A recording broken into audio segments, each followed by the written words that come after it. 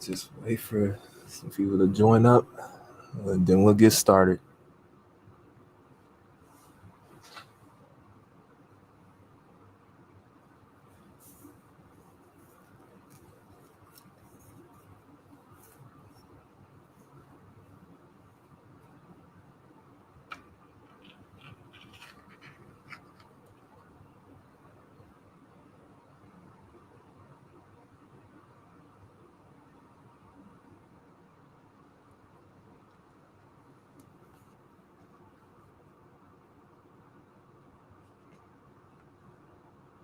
Get the link in the stream.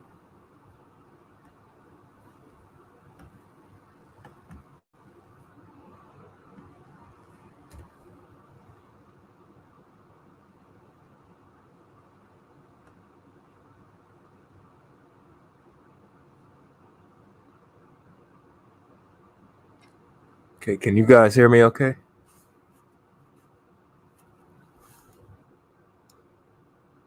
I haven't used this mic in a while, so I'll be having to make sure.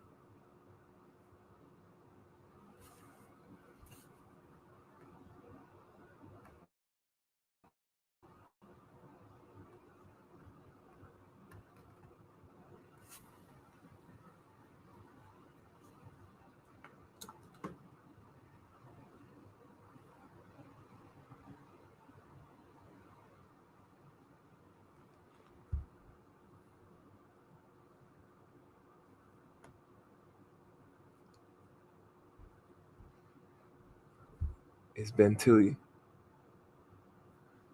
years, and I was gonna do this like a couple of weeks ago, but I had a little something that came up, so I kind of had to delay it a little bit.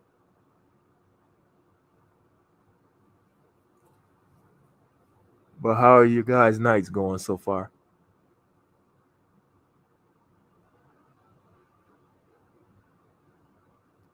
I feel that this title is a little bit. This stream is going to be a little bit different than what I'm usually used to doing, because I've kind of alluded to like black men in a couple of my previous like live streams and videos, but I never like had like a full like fledged like stream topic. But the first time for everything.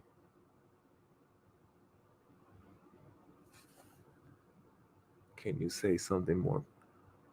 I usually don't start like going all the way in until a couple extra people join the stream, because I feel like I would just be speaking and no one would really be listening. I usually like start my like full-fledged topic like 10 minutes in. This is pretty much just like my preparation going into the topic, if that makes any sense.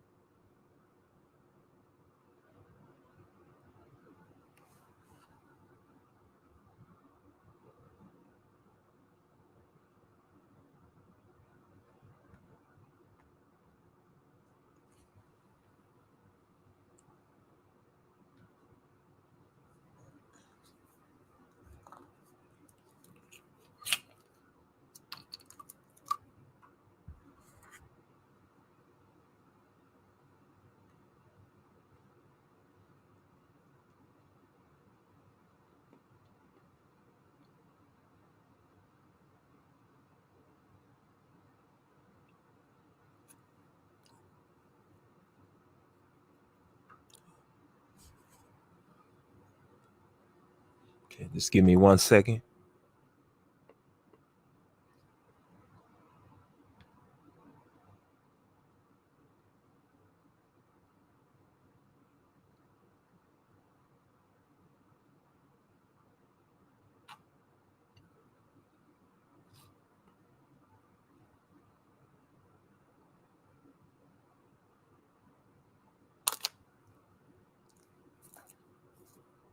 Okay.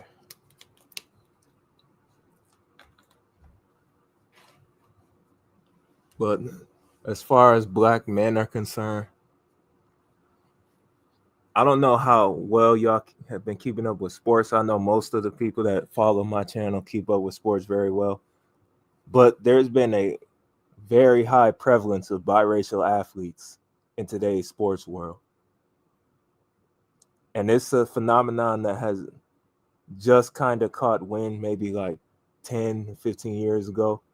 I mean, we have very well-known examples like Klay Thompson, Ben Simmons, Caleb Williams.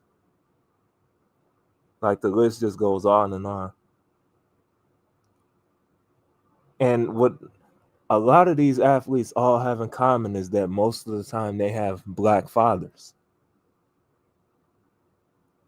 And for the most part, make no mistake about it, it is all intentional.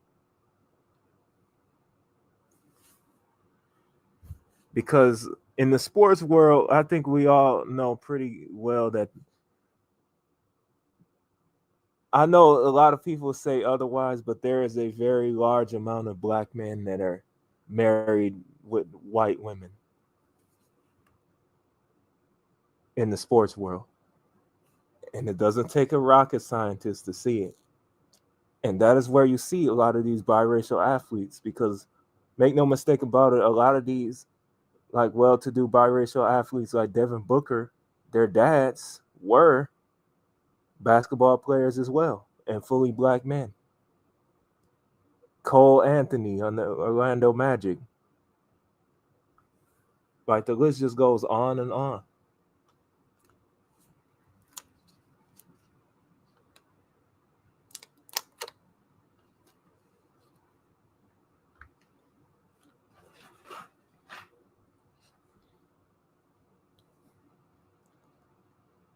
And I remember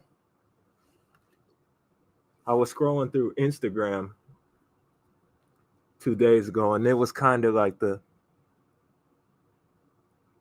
kind of inspired this stream today.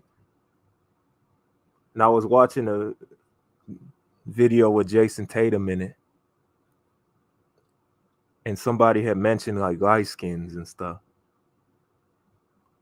And it was even mentioned on ESPN of all sites by Kendrick Perkins.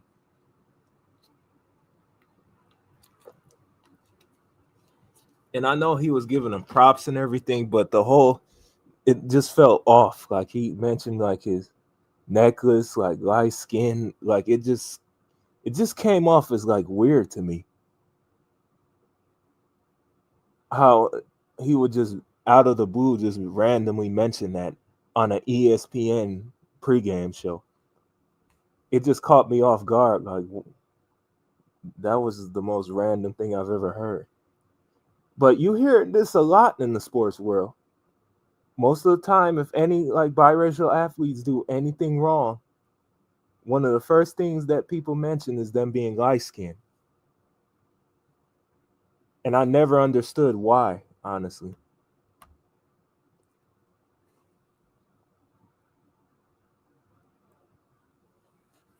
Which also kind of delves into this topic a little bit more, because with a lot of these biracial athletes, there's a lot of hidden resentment.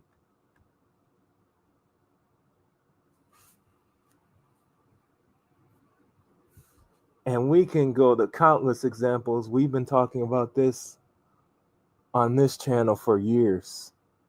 I mean, I'm talking years, like almost like COVID. Since COVID, we've been talking about this. But Man Cave Monday, we have to have the Man Cave Monday with sports. This is usually where I bring out my sports related topics.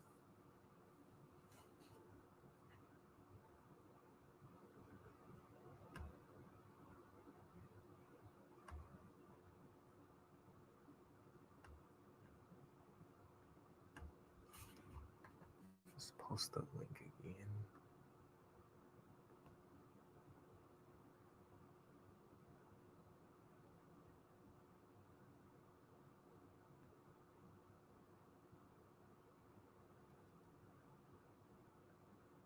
There's the link if anybody else wants to join the stream.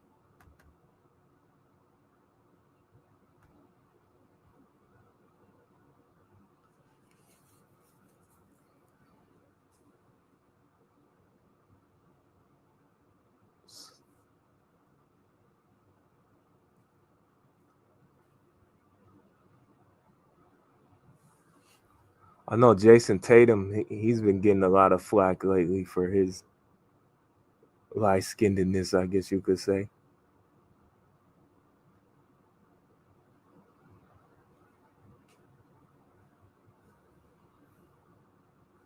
Even though Jason Tatum is currently an NBA champion.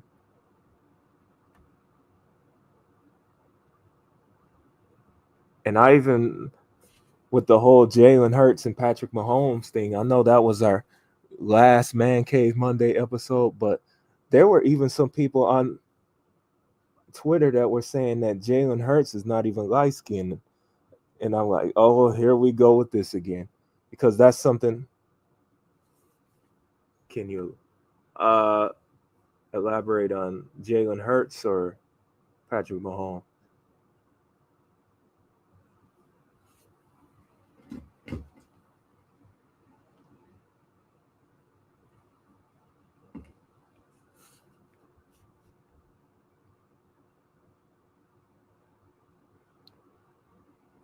I just need you to clarify a little bit for me.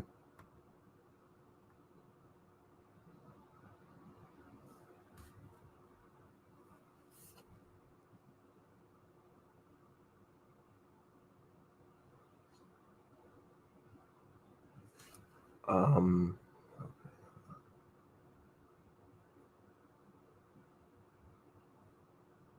okay, so basically, when Jalen Hurts won the Super Bowl, there was a very large amount of black people that were saying that Jalen Hurts wasn't even light skinned.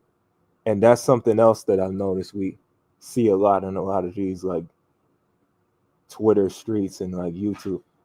When it's a man that's well to do and put together that pretty much doesn't fulfill what I call the stereotypical light skin like genre and aura, there's a lot of people that try to say, oh well he doesn't act like a light skin or he's not even light skin.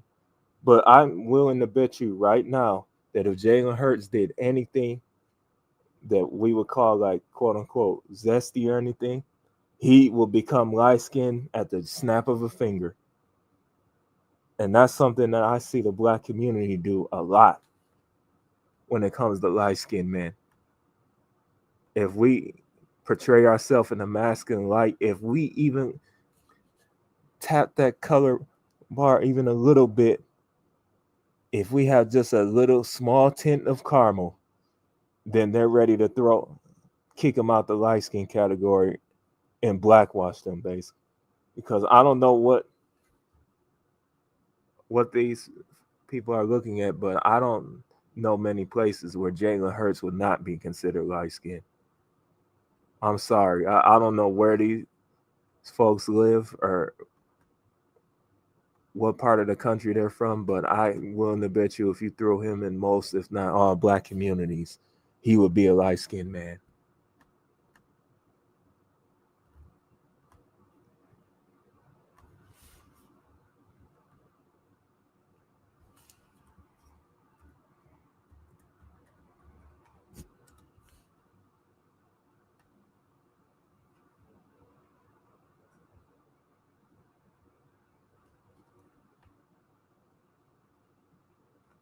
Okay, I'm gonna share.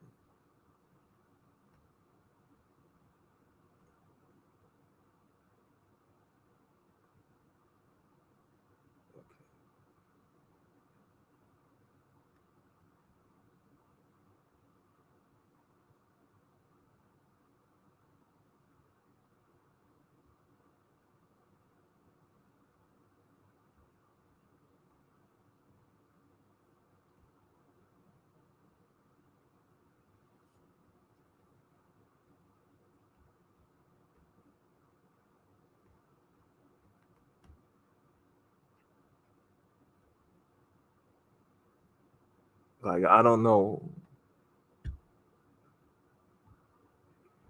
Maybe I don't know about skin tones in the black community as much as I believe I do.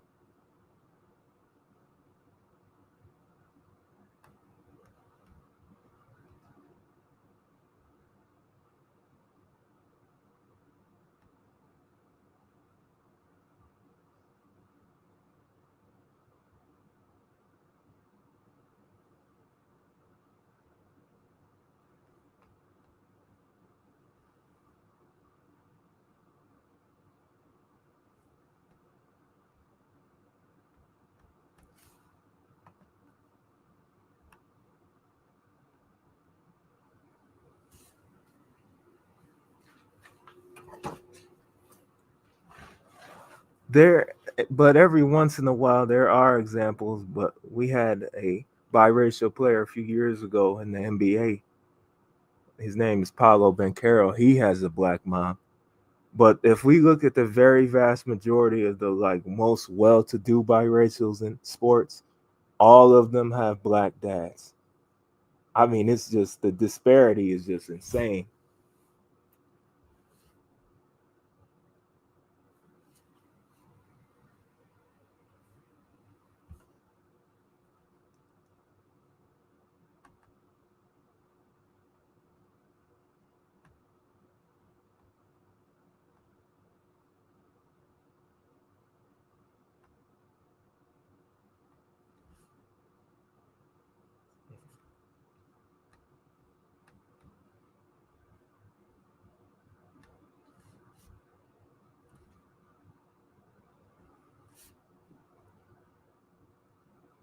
But the thing that's kind of crazy about it is if you look at the very vast majority of the biracial athletes, I would say that 7 times out of 10, most of them are with women of other races. So when you think about it, if it's a black man and he has a biracial son, and that biracial son goes out and has a child with a white woman, that baby is more or less white. And I know there's like a consensus in the black community where they say, oh, well, the black gene is dominant, but that couldn't be any further from the truth. All it takes is at least like two and a half to three generations before you completely whitewash an offspring.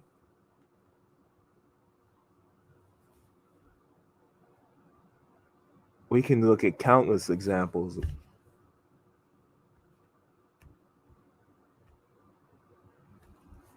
like Halsey, for instance.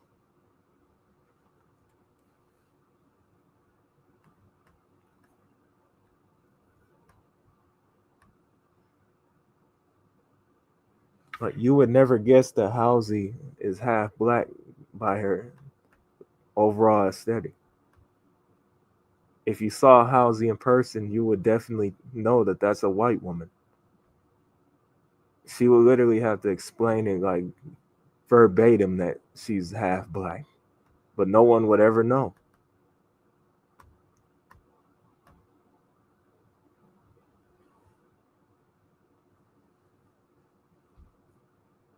And that's something that not a lot of that most people in the black community do not want to hear about because it just opens up a can of worms that not a lot of people are ready to talk about.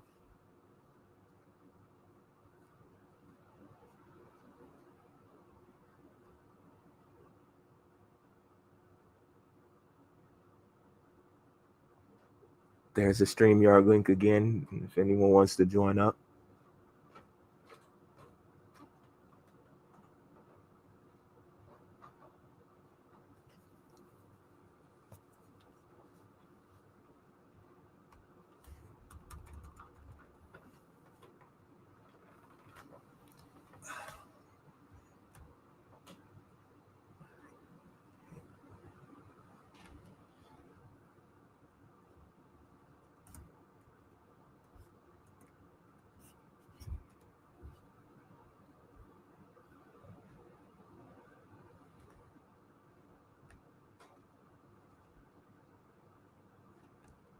Okay, where's that photo I was trying to find?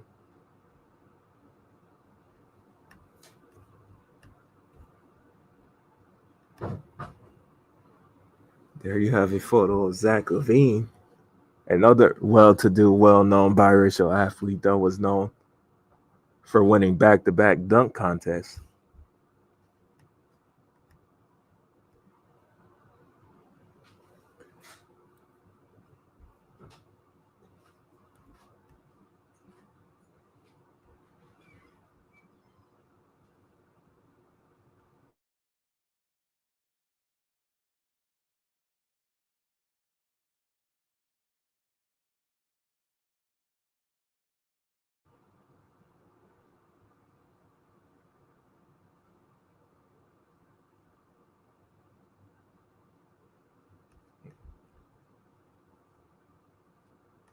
I just now realized I didn't put a space in between my title.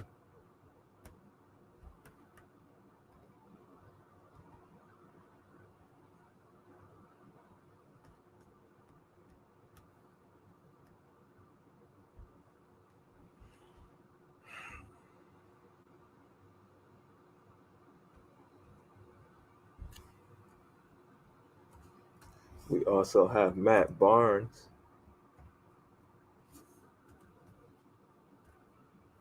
who recently was a topic of conversation like a few years ago with our buddy Kwame Brown, who also a biracial athlete.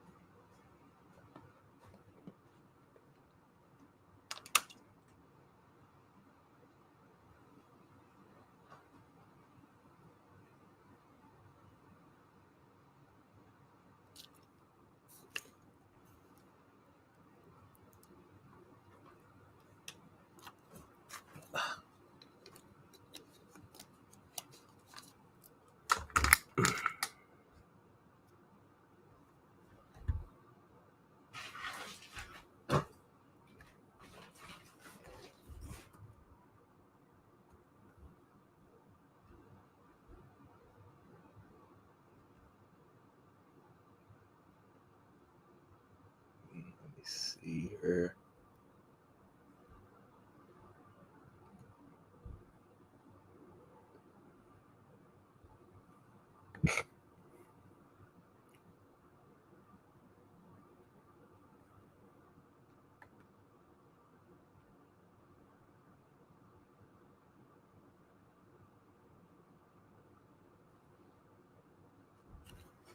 And there was another story that I was looking.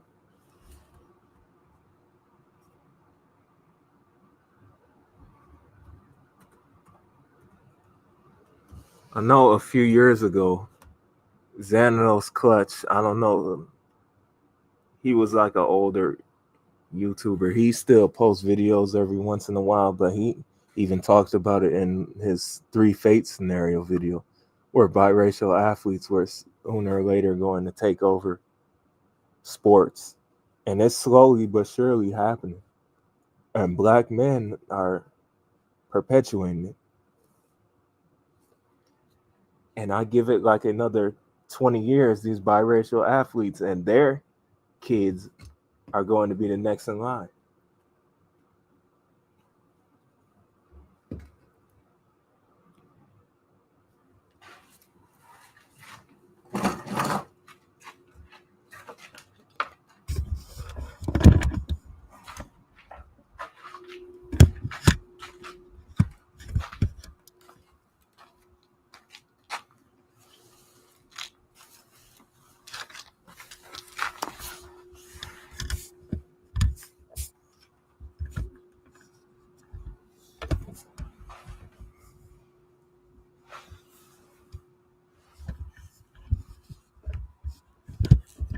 Okay, I had to move spots.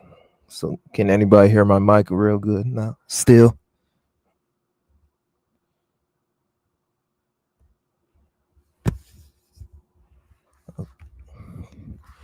Okay. I know this stream kind of was a bit, the timing for it was a little bit off. I had kind of just posted the post not even like 2 or 3 days ago.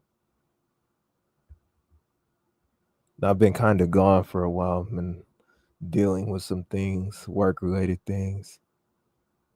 even some like health related things that have been going on that have really been kind of keeping me from streaming a little bit more. I hadn't even realized that it was like 6 months already. I felt like I had just done that stream yesterday.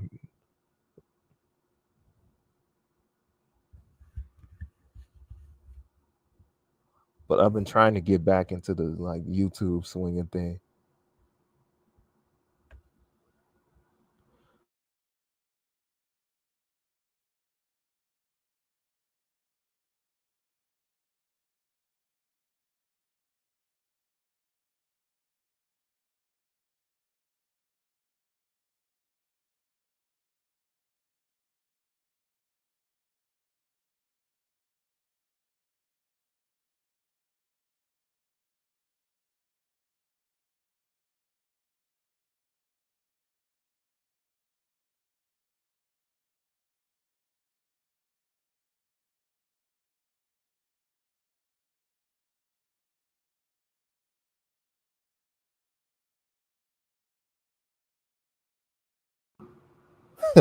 I just realized all this time that my mic was muted.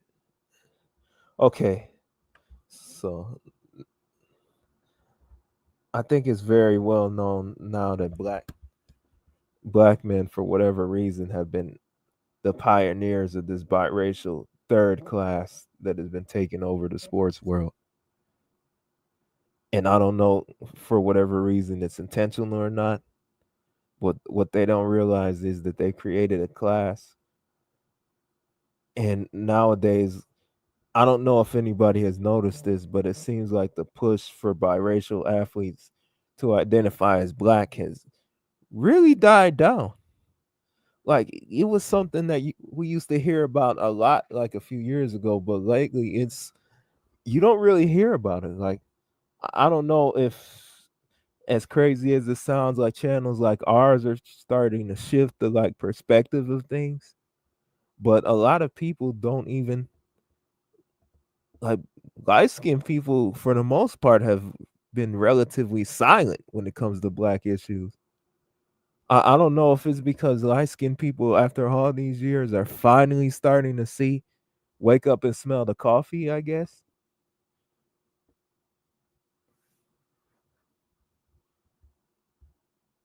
But I think this just goes back to black men have created their replacement.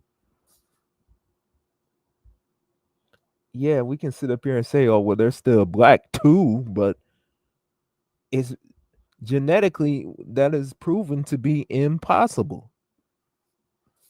It just doesn't even make sense scientifically when you think about it. If a black baby, if a black man and a white woman mix their genes together, then it's 50-50 of both. Like it's just insanity to say otherwise. If you choose to have a baby with another race of women, then you are creating a mixture of both. That is scientifically, physically, and even spiritually the truth. In no instance do you mix two of anything together and it becomes one thing. No, it becomes something else. And this lie has been getting perpetuated for years, particularly by the pro black conscience community.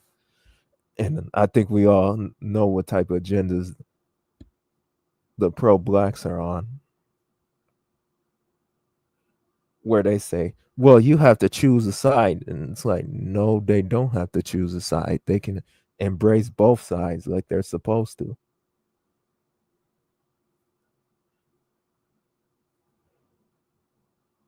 But who's to say in like another 20 years that we'll probably be having this topic again about biracial men creating their replacements? Because that is something that is going to be a topic of, mark my words, will be a topic of conversation in a few couple of years. And I think the scientific term for them is quadroons, if I'm not mistaken.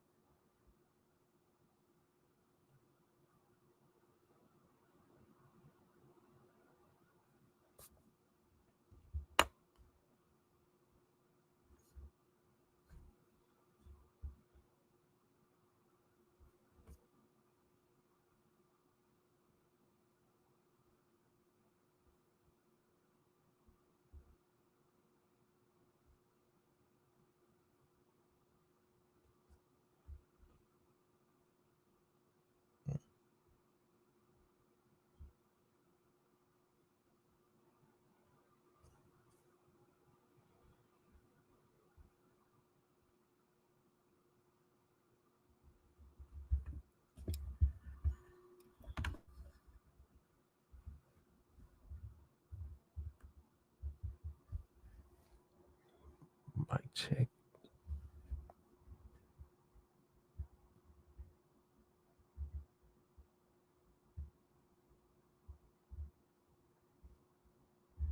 Hmm.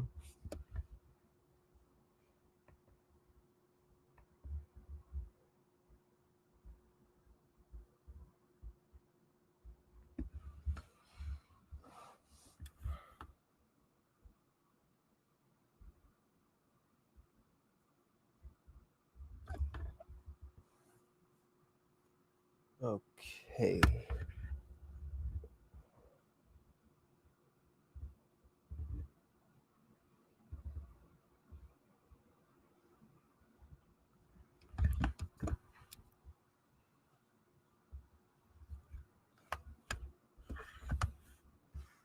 I know StreamYard kind of looks a little different from the last time I used it. It looks like they've changed the screen layout and everything.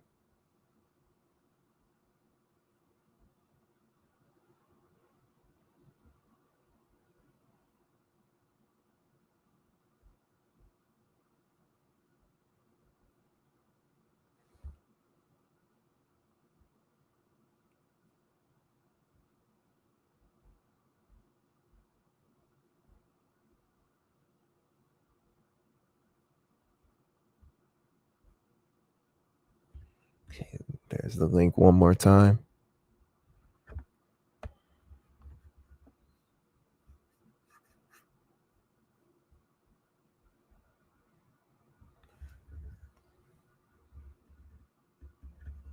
Even in the NFL is kind of the biracial athletes are still very prominent. Caleb Williams, he was the first round pick, but we're supposed to be having Cam Ward and Shadur Sanders. They should be the first two quarterbacks taken in that draft. I know biracial athletes are usually front and center for most NFL drafts. Because if you ever want to see the three fate scenario in full effect, just watch the NFL draft. I would say that at least 25 to 50% of the athletes that get drafted are biracial. Mostly black men and white women.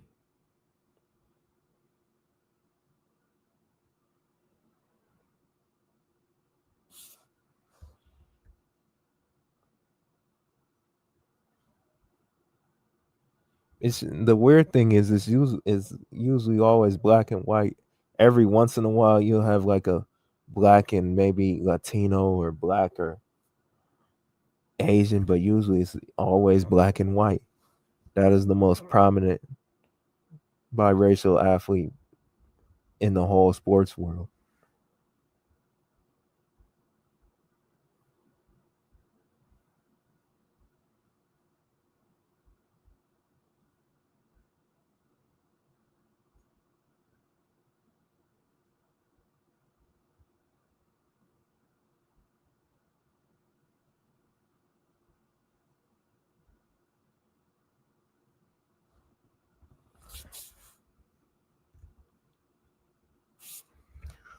I know I really hate that I forgot to charge my computer like right before I I started this stream.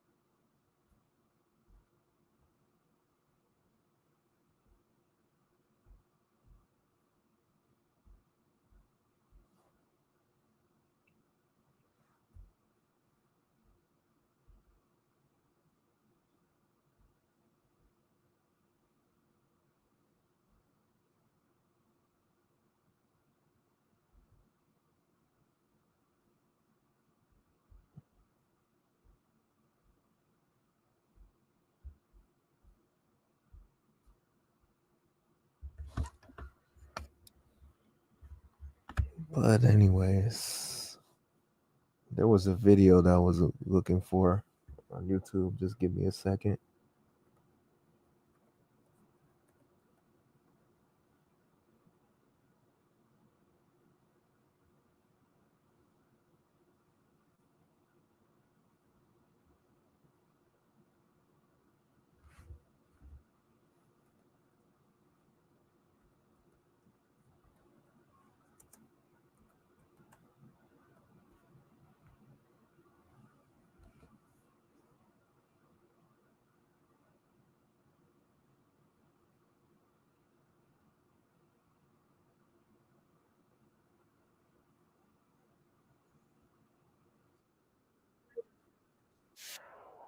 The person that you are today? Oh, when I grew up in Indiana, biracial, born in the 60s, grew up in the 70s, had our lumps. My dad's from the South, my mother's from the North. My dad was African American, my mom was German. So some of my dad's family didn't like her for the fact of the color of her skin. Some of my mother's family didn't like him because of the color of his skin. So I realized at a young age that family is deeper than the color of your skin, that it's really a belief and kind of being on the same page and the same values. How did growing up in Fort Wayne, Indiana?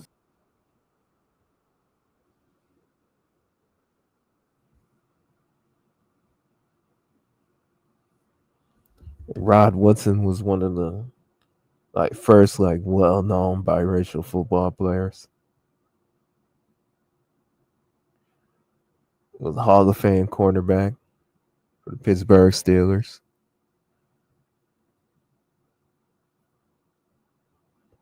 But you saw there was a lot of biracial athletes were not nearly as prominent in the early 80s as they are now, because interracial dating as a whole it happened, but it was very, very rare, as opposed to nowadays, where I say in the late 90s, early 2000s is when it really started to pick up. And you started seeing in the early 2010s, the Devin Bookers, the Klay Thompsons, the Ben Simmons, the Zach LaVines, those type of players rising to prominence.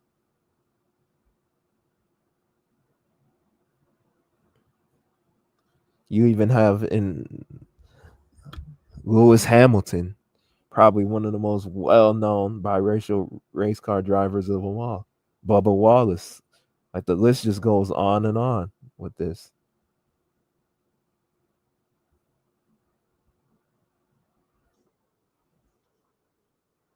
So I did a lot of my growing up was in the South, Texas and Georgia and Tennessee and North Carolina and down in Florida at that time. And I was a 70s baby. I was born in the 70s and then, got a lot of my growing up in the 80s. But yeah, so in those areas in the world of wrestling, again, it was different back then. So discrimination, yes, growing up. So I did a lot of my growing up was in the South, Texas and Georgia and Tennessee and North Carolina and down in Florida at that time. And I was a 70s baby. I was born in the 70s and then, got a lot of my growing up in the 80s. But yeah, so in those areas in the world of wrestling, again, it was different back then. So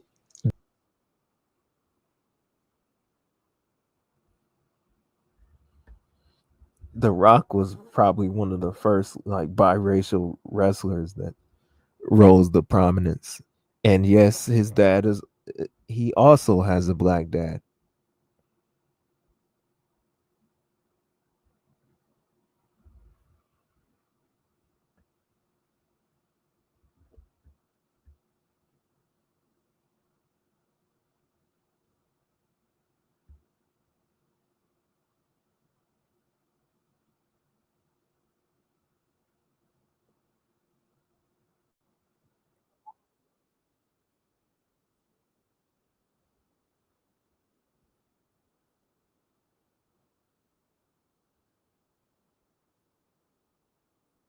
And I want to make sure you understand why. It's not because cut it out, Envy. Cut it out, Envy. Don't do that, Envy. I'm having a serious We have conversation. a name for it. Because I We want. have a name for it. Okay. The snow bunny crisis. Okay. I am against the snow bunny crisis. And I want your white listeners to understand. Because people be trying to say stuff like the Black Hitler. I'm not the Black Hitler. I am in no way interested in hurting or harming the life of any human, white, Asian, Chinese. I believe in respecting everybody. The reason I'm against interracial marriage, Envy and Charlemagne, is because marriage is an economic contract. It's an economic contract. Most women do not marry down in status. They marry up. And if you don't believe me, show me a rich white woman married to a broke-ass black man. Have you ever seen a rich white woman marry a broke-ass black man? No, you have not, and you never will. Because marriage ain't about love, it's not colorblind, and it is totally economic.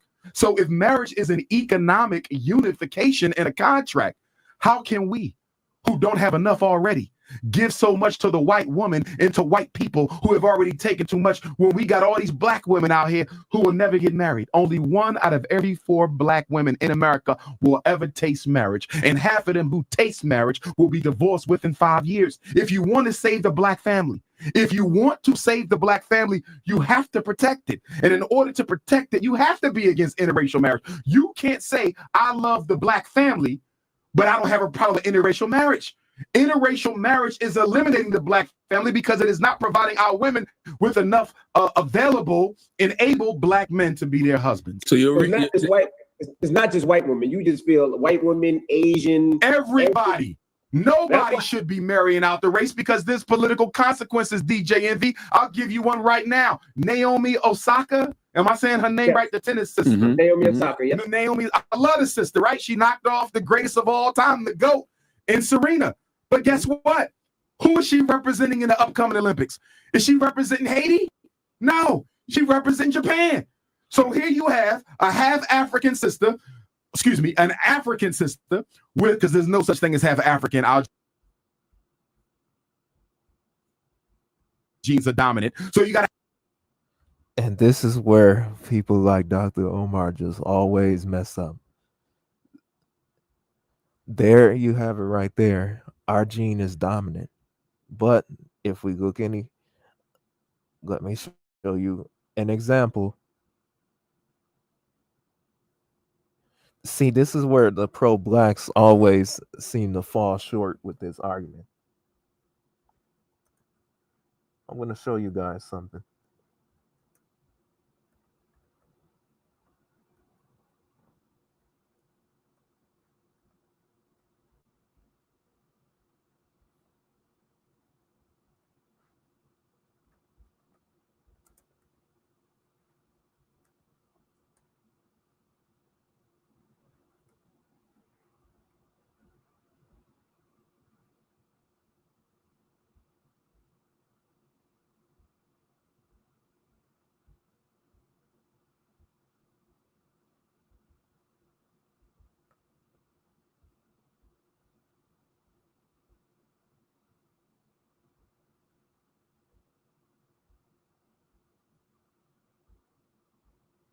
Okay. Give me a second. Okay, here we go.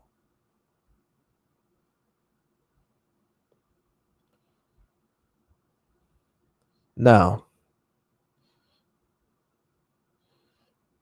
after a while, it gets painfully obvious that the black gene is just like any other gene. It can only get reproduced and for so long before eventually it reverts back to the original gene.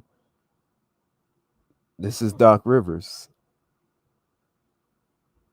And this is Doc Rivers' family.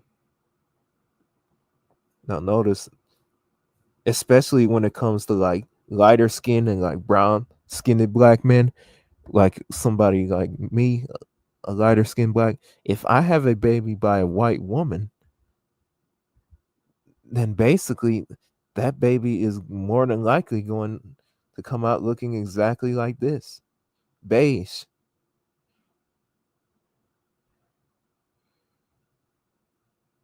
The black gene is not dominant. The black gene is just like any other gene.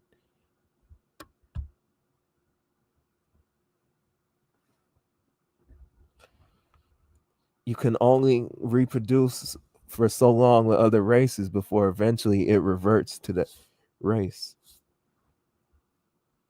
And this is where the Dr. Omar's society really, really falls short. And I get why they do it. I really do. Because they see a problem and they're trying to save face and try to present it as something else and try to stop it from becoming out of control problem. But what they don't realize is that people are seeing the truth. And you can only shame and explain your way out of stuff for so long before eventually people see, wait, that isn't true. But let's see what else he had to say in this video. An African sister with a Japanese mother, and instead of going back home to your father's blood, Haiti, to represent the Africans in Haiti, you're instead going to represent the Japanese who've never done anything for black folks and are part of the Trilateral Commission with the American white power structure. But who taught her to play tennis? Did her Japanese mother teach her to play tennis, or did her black Haitian father teach her to play tennis? Her black Haitian father taught her to play tennis. It's the African DNA. It's the African ancestors in that girl that's responsible for her tennis success. But instead of representing us, she's going to go represent the Japanese. Well, this is what you got to deal with when you make mixed race African children. I think hold on, baby. I think her case is a little different, though, because she identifies fully as a black woman. She definitely does. So if you identify fully as a black, but this is where I kind of have to blame biracial people for the most part, because that is also just not right. If you are a biracial person, you can never be fully black. And it's a slap in the face to the other race that you are half a part of. No, Naomi Osaka is not a black woman. She is a black and Asian woman. She's half black and half Asian. Blasian. That's basically what she is. For her to identify as just black is utter foolishness.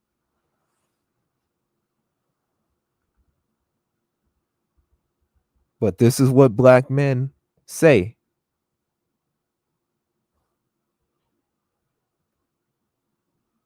black woman, Charlemagne, why is she not representing Haiti? I get it, but that's a little asterisk. Because if because she's putting her money in the black cause, she puts her money in the black organizations. She got a black boyfriend. Like she stands up for black causes. See what Haiti going through? Oh, 100%. 100%. So do you know what? I don't even know Haiti got a tennis team, so I don't know, to be honest with you.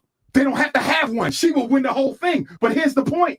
If you look at the political situation that America and France has Haiti in, that they've been in since the Haitian Revolution of 1791, if you look at the fact that the children are being raped, robbed, stolen by whites, if you look at the fact that America and France have sabotaged the Haitian economy and the Haitian society, if Naomi was to represent Haiti one time, she can go back and represent Japan next time. But if she was to represent Haiti just one time, it would shine a light on all the injustices that the U.S. government and the French government are inflicting upon our brothers and sisters in Haiti. And it will demand from the international community some answers and some changes. She has a chance to almost rescue an entire nation of people, and she won't do it because she won't go into the Japanese blood. Then why she not doing it, brother? I'm not saying she hasn't. To be honest with you, she hasn't what? She's not representing Haiti.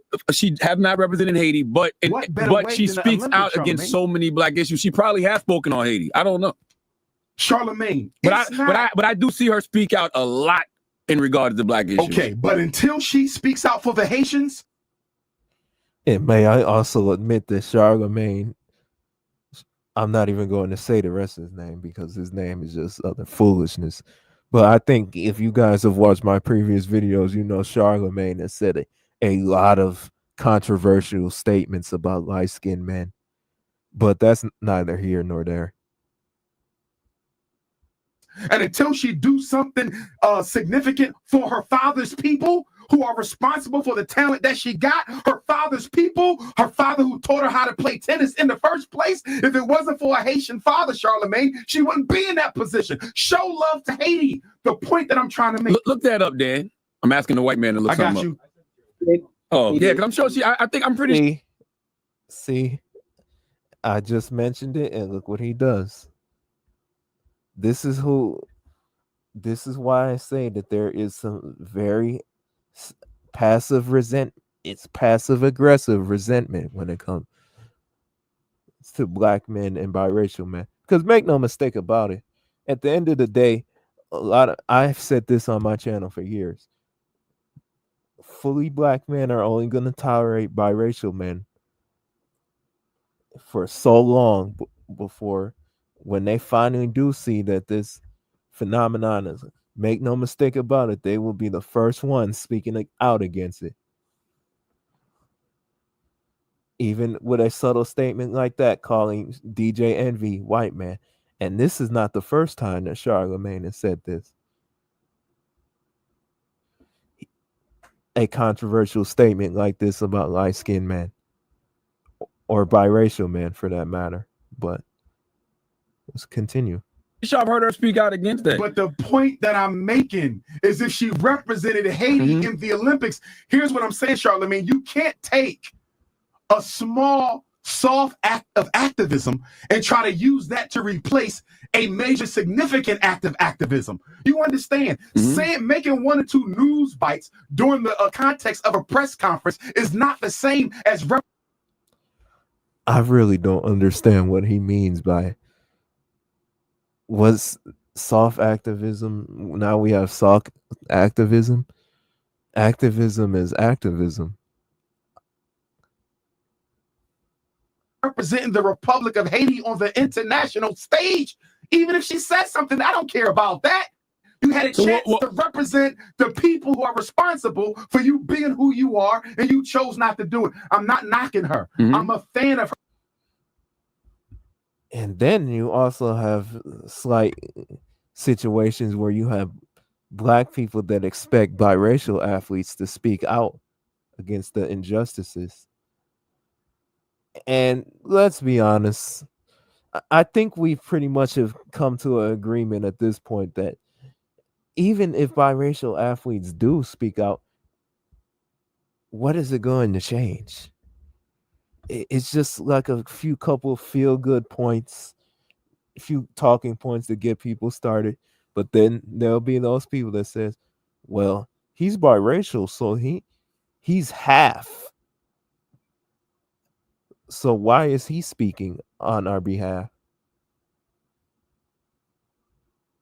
I want to be clear. I'm not knocking my sister. In fact, I would probably have more criticism for her father, because I want to know what you put in that little girl that has her running to Japan instead of Haiti to represent them in the Olympics. Here's the point I'm making. When you have mixed race African children, these are the types of issues you're going to have to deal with, because until African people get out of situation. She was born in Osaka. She was born in Osaka. So that's why she has to play for them. Can I ask you a question, Envy?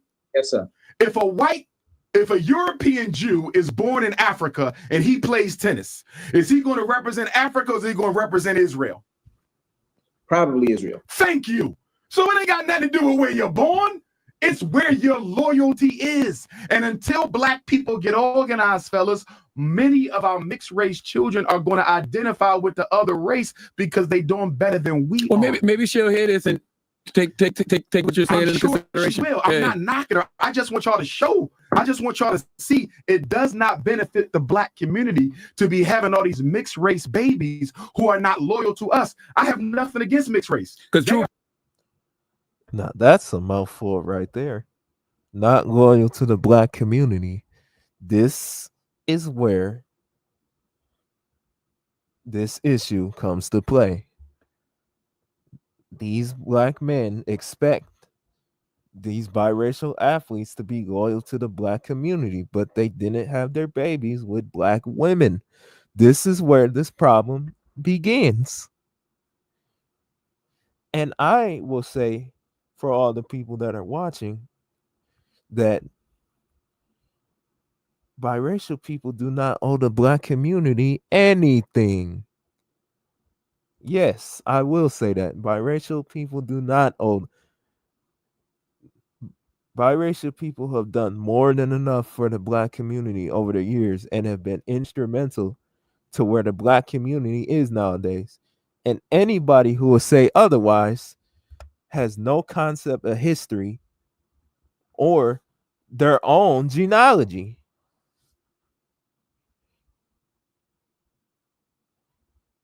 if you are a pro-black person and you say that, you have no idea about black history or your own history.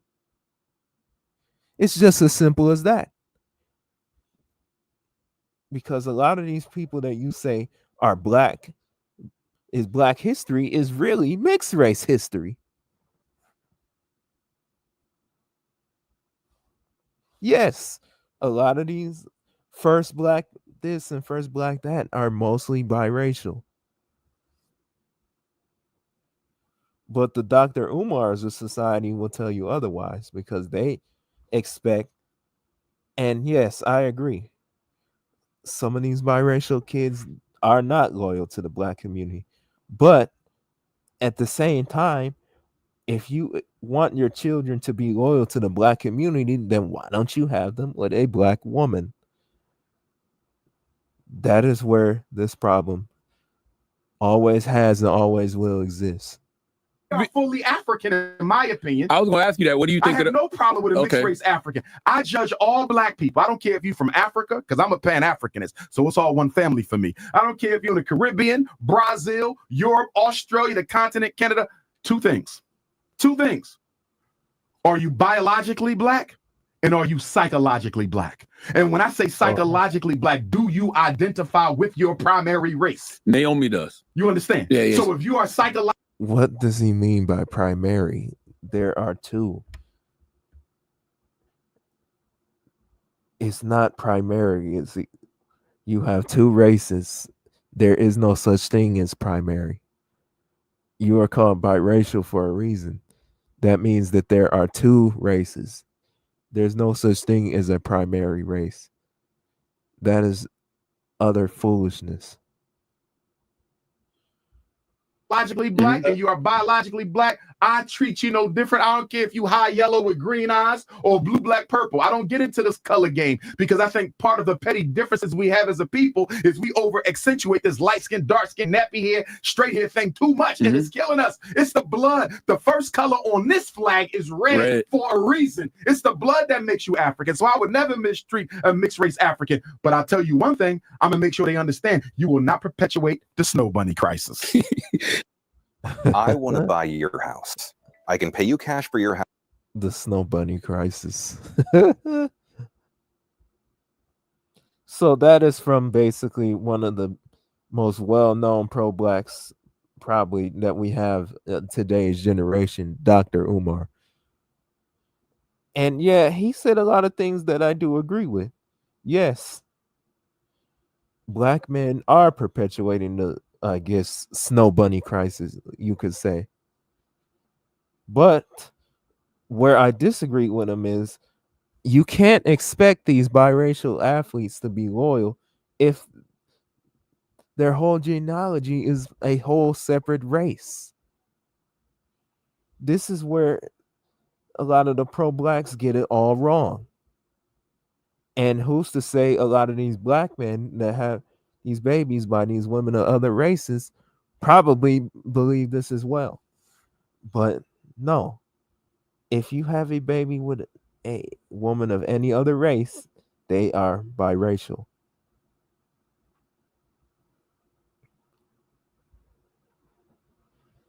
And this is where a lot of pro-blacks and a lot of the Wakanda Forevers really try to blur the line. Because I know there's a lot of people now that try to blur the line and say, well, Steph Curry is, well, by that logic, Steph Curry has a light-skinned black man and a mixed race woman. He is an MGM. Another term that you have heard from this YouTube part of the space.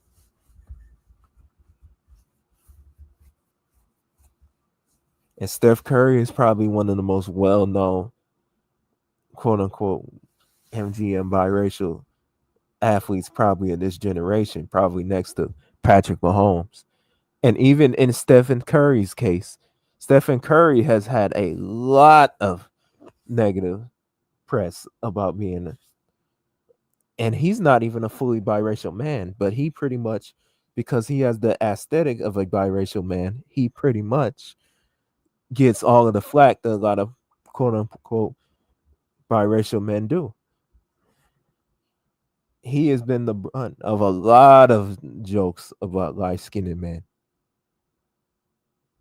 And to be honest with you, the crazy thing about it is it even goes into the disrespect of biracial athletes, because Stephen Curry, all we hear about is LeBron. And this is not a knock on LeBron. LeBron is probably one of the greatest basketball players to ever hit the hardwood. I know there's some people that say he is the greatest, but I'm not one of those people. But he is one of the greatest players to hit the hardwood. But a lot of Stephen Curry, he never gets the praise for his longevity. And what's even insane about Stephen Curry is he has had numerous leg injuries over the years. Leg injuries far too long the list. Leg injuries, wrist injuries. And yet he is 37 years old and is still carrying the Golden State Warriors into the playoffs and is doing very well for himself. But we never hear about his longevity. Everything that he does always gets overshadowed by LeBron. So a lot of these people that trying to say, oh, just because you're light skinned, that means that you get extra press. That couldn't be any further from the truth. Because we never hear about Stephen Curry's longevity and how long he's been at an elite level in the NBA. He's been an elite level point guard almost since the early 2010s. And is still going strong and is almost 40 years old and is still dominating the NBA.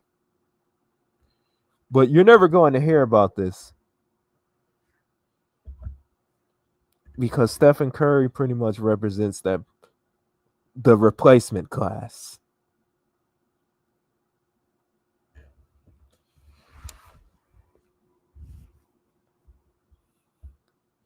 And this is where this subtle hostility comes into play.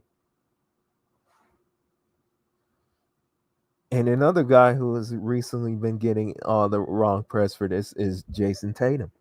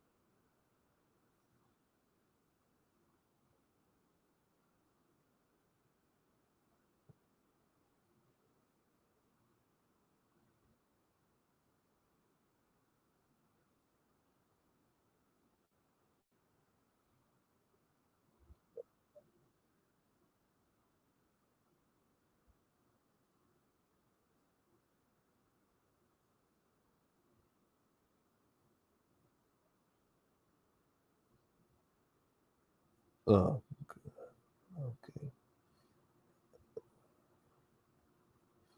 Now they was in a relationship. Whole time I was in Reddit back in like 2019 trying to find out who she dated, because for whatever reason I thought I had a chance. I'm looking at her story like, okay, she in St. Bart's this date. I'm looking at his. Oh wait, he on the beach. I don't know what beach this is, but why this match? I see a little light skin elbow and maybe a story or something from her. I'm like, that elbow a little tatted. I'm zooming in on his, bro. I'm telling you, I'm really, you man. And he a handsome. I automatically hate on all handsome. I'm gonna keep it a man. Like, you feel me? Like, cause I'm a little bit, but I don't with that's objectively handsome. Like, wow. Yeah, that was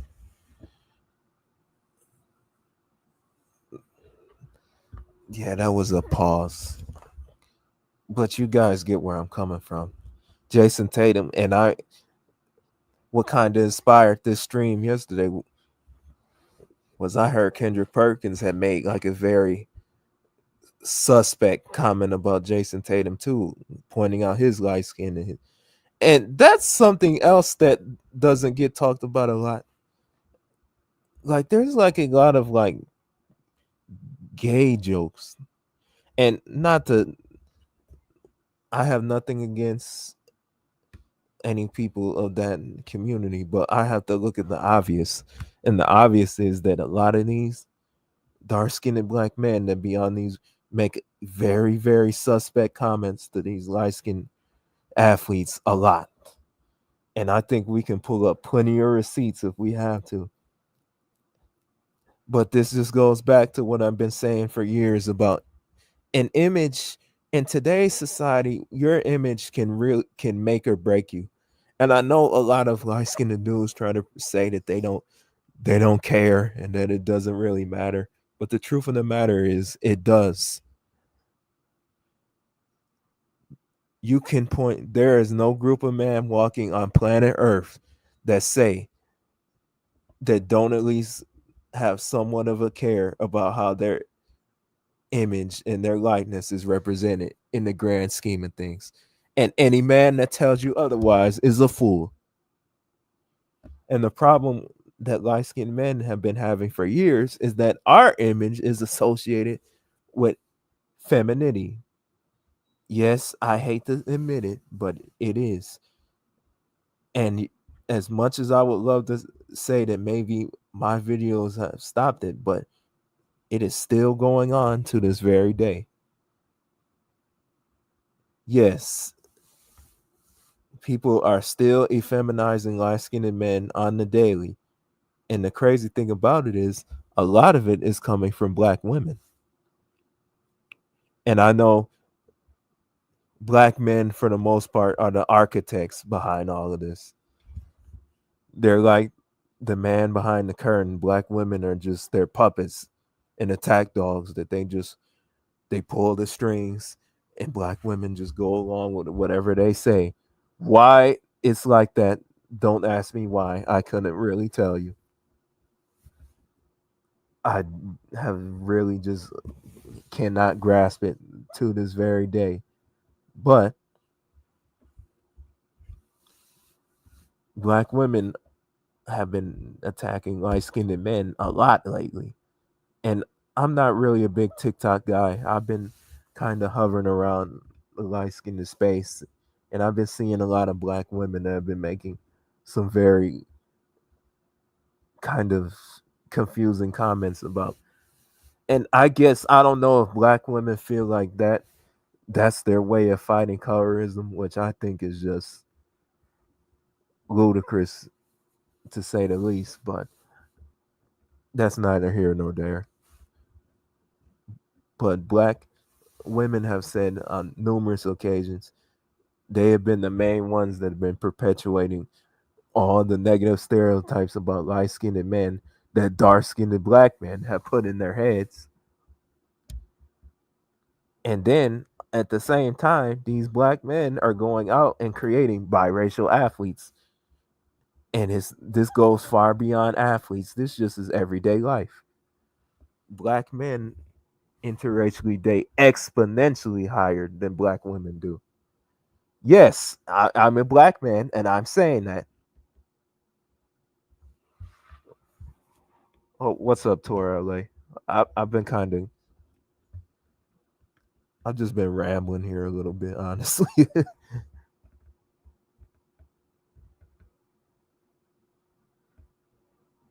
Just rambling and rambling.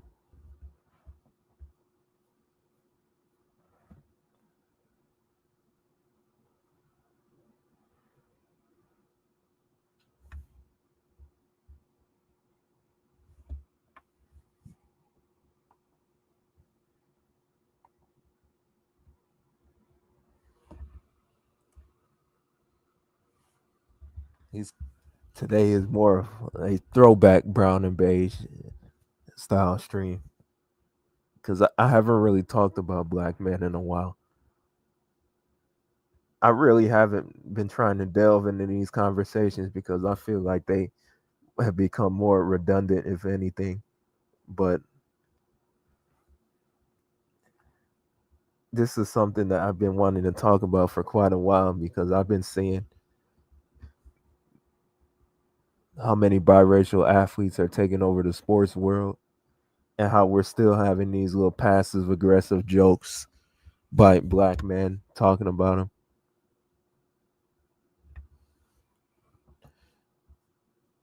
Which, don't get it twisted.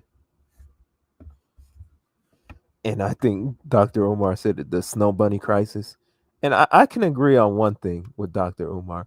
Yes, a lot of these rich black men are marrying white women. Yes, I think we have established that for being the case. But we also have to look at it from this perspective. If black men are creating these biracial athletes, then what are black men complaining about? You can't complain about a problem that you're creating.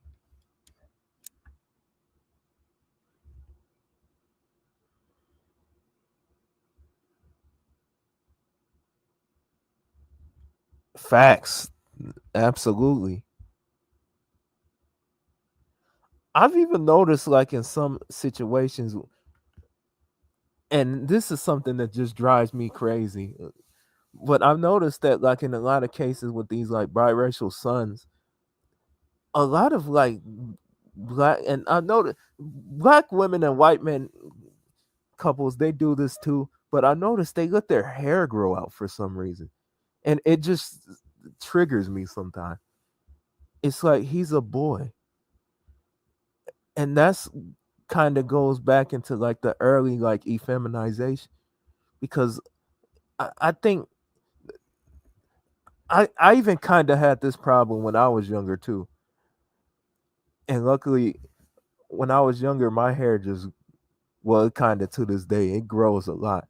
But my uncle, he just decided just, man, cut it off. And I kind of respect him for that because that's how it should be.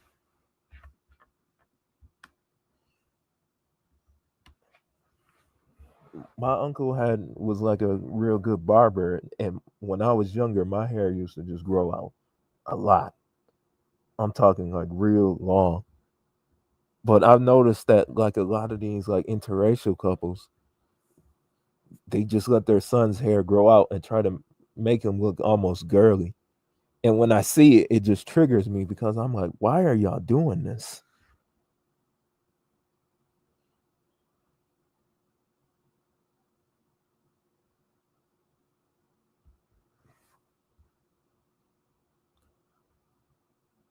Yeah, but I think the thing is with them, they have they at least braid it or something. Like they get like locks or something. No, I'm talking these, they just let it grow out like wavy. Like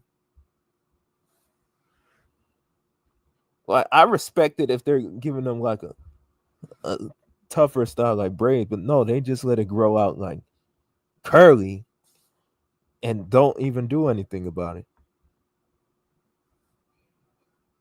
But I don't know what's up, AMR. I have been seeing a lot of black men doing like effeminate stuff. So when I look around and I see this, I'm just confused as to like where this whole perception that we're the ones starting this came from. Because in my personal opinion, and this is not nobody's opinion, but what I've seen in real life, but most of the gay black men I see be darker skinned.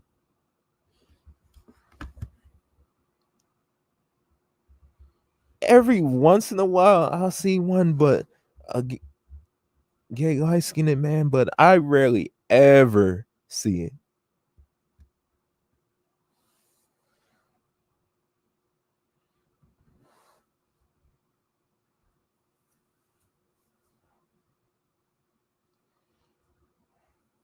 Yeah, I've seen it happen quite a lot.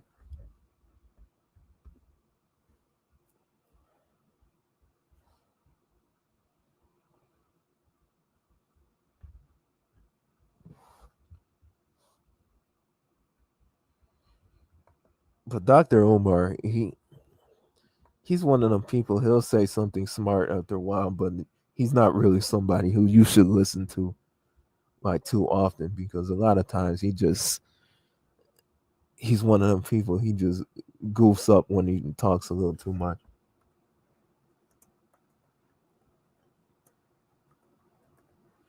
But I think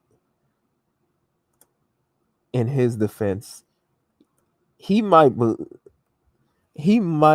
or may not be talking from the truth, speaking the truth. But in Dr. Umar's case, let's see, I'm trying to find a shorter video on this.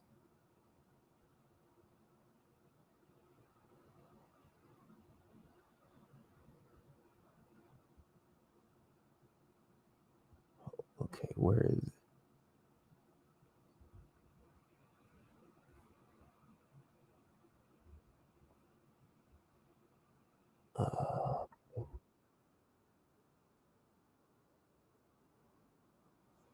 Africanism, Dr. Umar Johnson.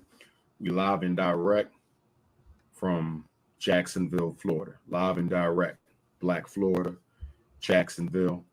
Looking forward to tomorrow. Good evening, Regency Future Square Zone. Mall Event Planning Center. This will be my first time I speaking agree. in the good city of Can't Jacksonville hear why I'm at in the since Midwest. 2012. It's been 5 long years since Dr. When it comes to get your chance.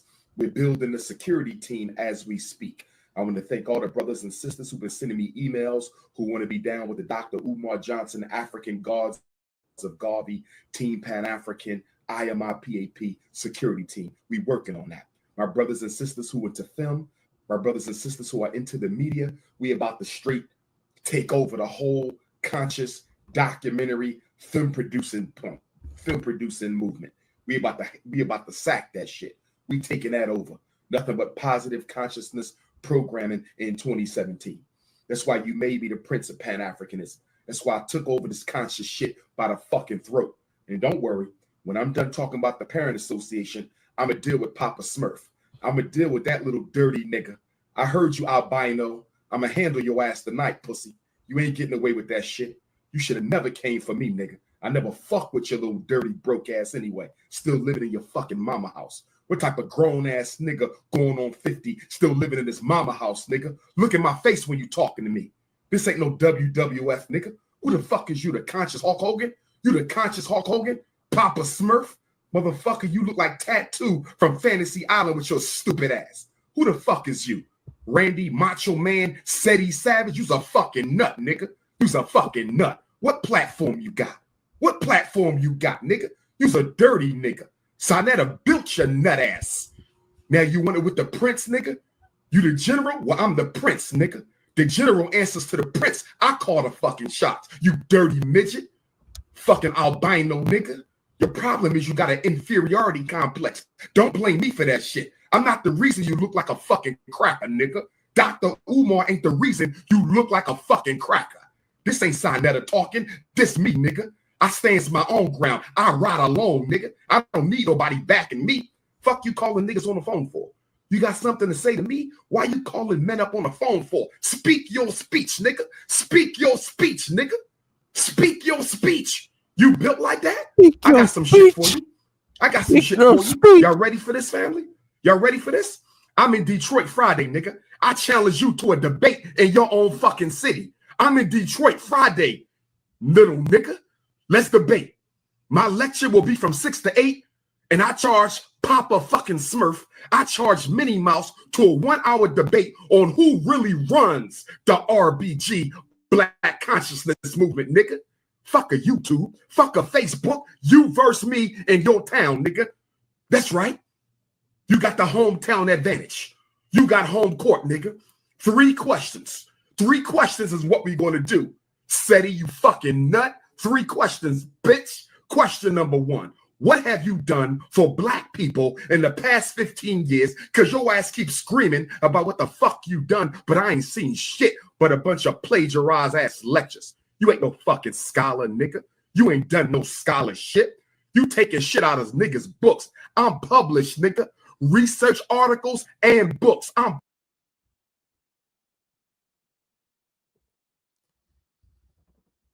Yeah, that's the king of Pan-Africanism himself, Dr. Umar Johnson, ladies and gentlemen.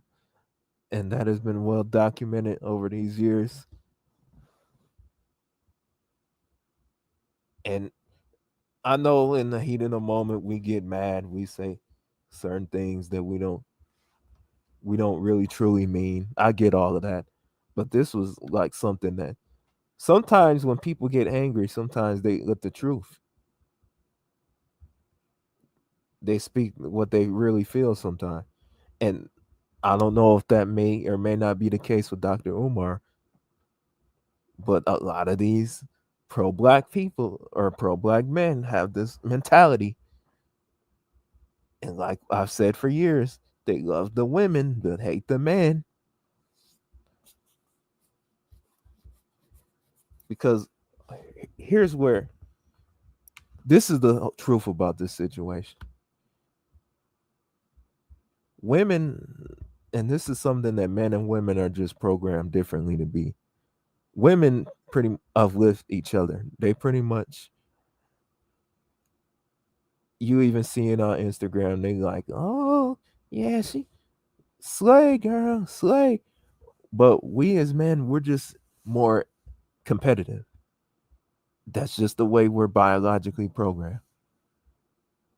You're not really gonna see men uplifting other men, and more or less, it's really not supposed to be like that anyway. We're like tough love. We'll say what we feel, and then we'll keep it moving. So yeah, light skinned men and dark skinned men, we get along for the most part. But at the end of the day, this is still competition. And make no mistake about it, with dark skinned dudes, if they can uplift their image first before uplifting you, what do you think they're gonna choose? And this is where I kind of have to fight light skinned dudes, because light skinned dudes do not seem to grasp this bit of reality. At the end of the day, you're supposed to uplift yourself. No. If you are a light-skinned man, you are supposed to uplift light-skinned men. It's as simple as that. Anybody who's telling you otherwise is a fool.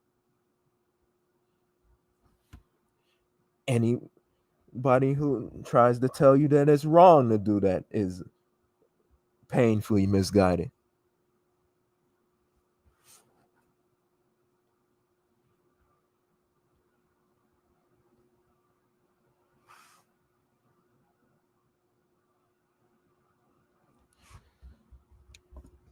What's interesting about Chinese men tour is that they pretty much, if you look at them, they pretty much have the same image problems that we as light skinned men have. But you know the difference between them? They have a community that they can go to, like you said. And this is something that me and RTGP talked about a few years ago. Niches. If you are a group of men and there is something that your group of men are known for, then they trust and believe me, they are going to run with it. Like Asian men, they're pretty much known for karate and karate movies. So they're going to play up on that. You see it time and time again, even with the show Cobra Kai. That is their niche, and that's what they go with. Same with Indian men. Their culture. Their culture is built on music. Their music and their culture. And they are known for being real smart. Doctors, lawyers. And trust and believe me, those Indian kids, their parents pretty much beat it over the head to make sure that you do this or else. But the problem with the black community is, and this kind of goes into light-skinned men do not have that. We don't have a community or culture that we can run to protect us. We pretty much are on our own. And who should be the ones that we can go to uplift us do the exact opposite.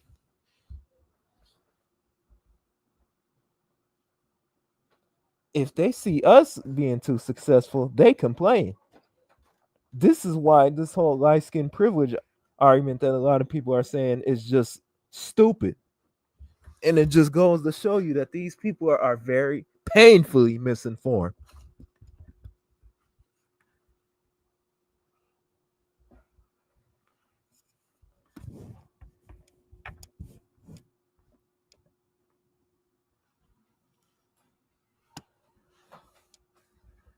Honestly, Tor, I don't really. That's why you kind of have to look at dark skinned and blacks with a side eye, because when they say like self-hate, I don't really. There's no group of people on this planet that are more self-hating than light-skinned and black people. Yeah, that's a little dirty little secret that a lot of people are not going to say out loud. But yes, we are a very self-hating group of people. We see other light-skinned people as competition.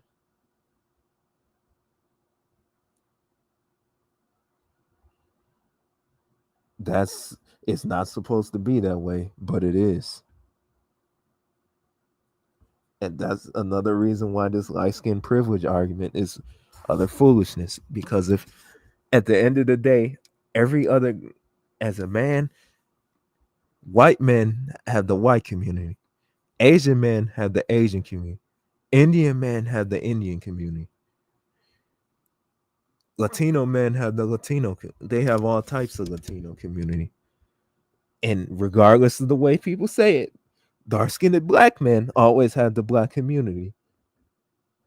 With light-skinned men, it's not the case. We don't have a community that we can go to uplift us. And for whatever reason, we have just chosen to not even try to build our own stuff.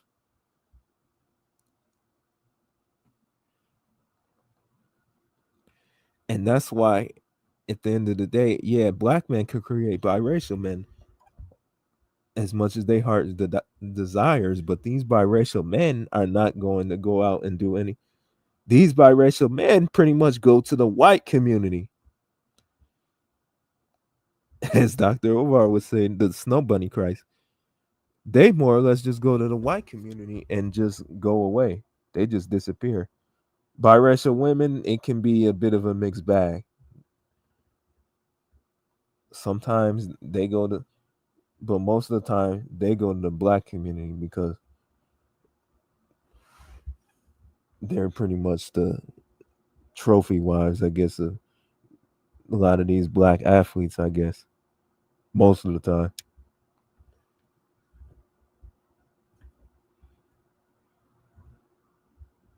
But yeah, you should always acknowledge your own. That's the way it's supposed to be.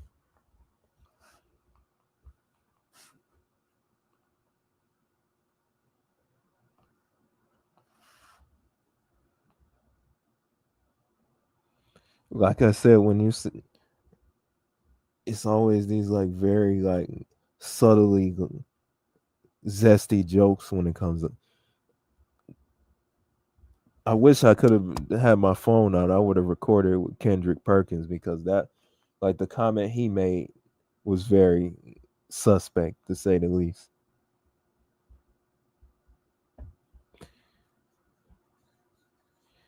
Because a man just pointing out the skin tone of another man when he's talking about his style and stuff is just very, very off to me.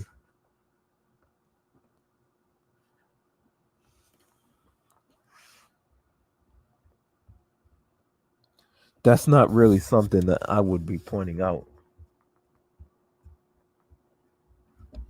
I mean, even with like women sometimes, like it'd be something I noticed, but I wouldn't be just go out of my way to just say, "Oh, she's light skinned and got style." Like that is weird. That is some very weird, off the wall stuff to point out.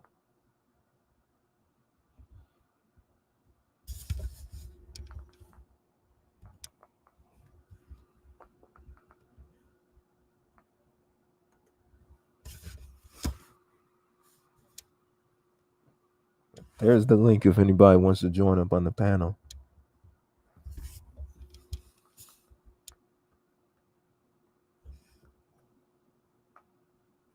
But I don't know if you guys were here, but I was talking about Charlemagne for a little bit.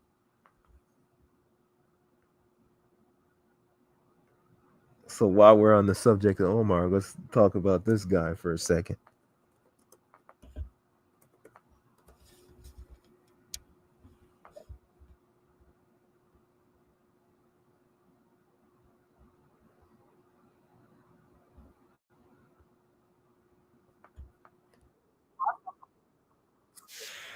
Yes.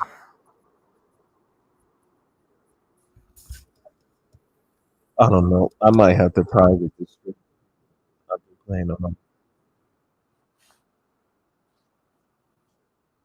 Tyson Beckford. He did actually come back afterwards and apologize and said that he's light skinned and he's sensitive all the time, which is something you said. Absolutely, waffle colored Negroes are emotional. And but even with that comment right there, that's the problem that light skinned men are gonna have to stop doing.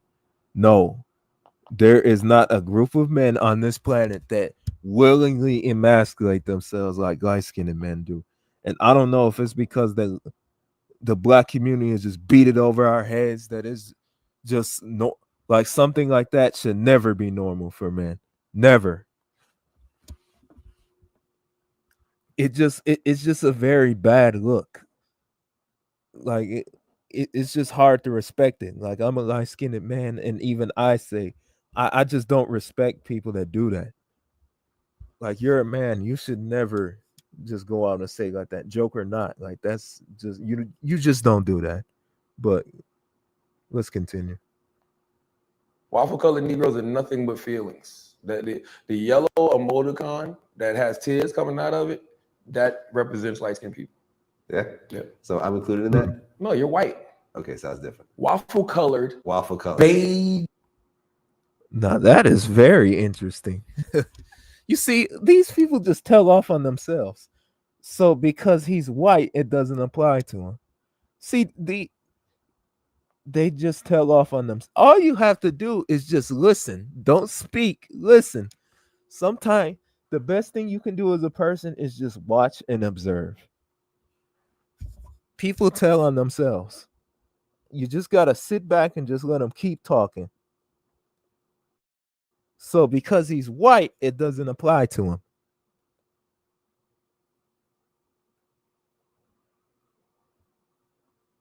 Beige. Khaki colored are light skinned people. Okay, so that would be Chris Brown. Drake, Tiger, beige. Oh, August Alsina? Nah, not August. Okay. Nah. Envy. Yeah, they're yellow. They're khaki colored. He's included in that. Absolutely. Khaki. Sensitive for no reason.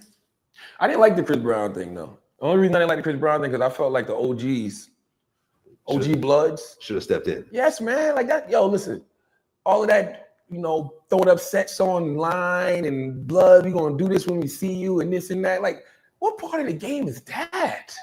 Like, you got.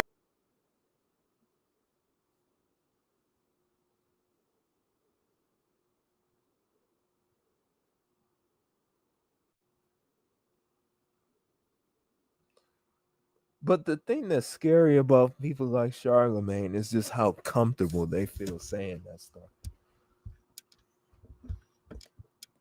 Like, make no mistake about it. We were talking. Dr. Umar was mentioning the small hat people. I can't say their name because, that's one of YouTube's trigger words. So I can't really. But even with them, you can't speak out against them. Like, if you say too much against them, they will take your channel down. That's the type of political influence that light-skinned men need to be striving for. Like the very fact that dark-skinned people and just people as a whole just feel so, it just shows a lack of respect. Like that's what all this stuff boils down to at the end of the day. Respect.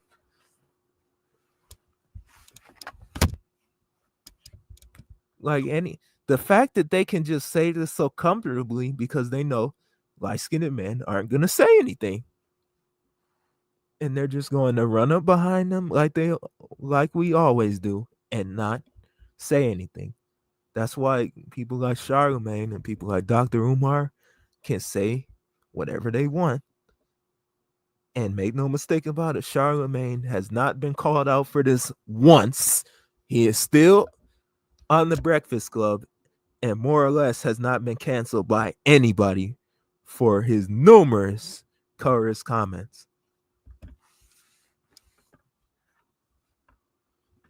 And never will.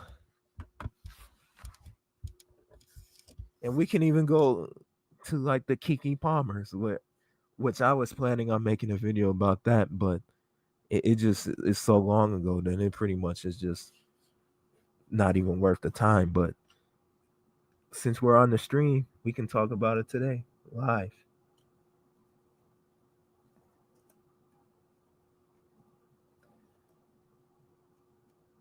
This is what we're dealing with nowadays.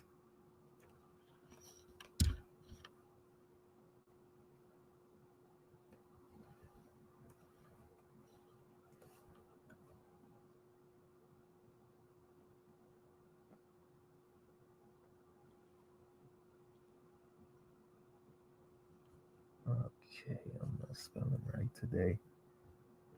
Let's see. I hope the video is still up.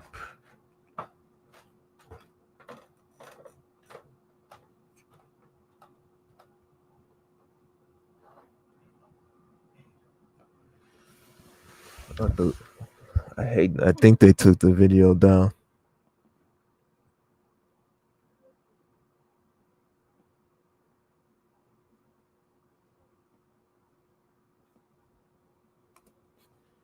The only video is from Storm Monroe, and I don't really want to play his video.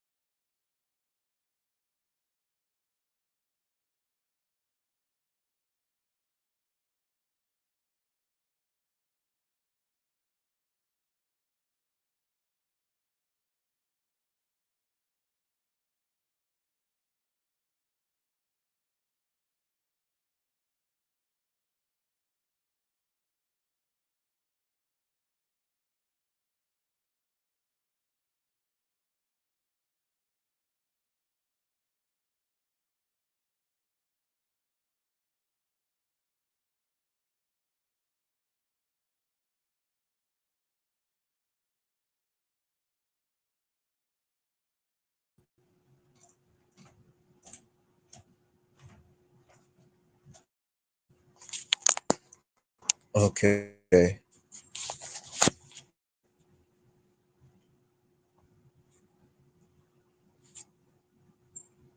gonna have to wait for my laptop to get a bit more juice on it.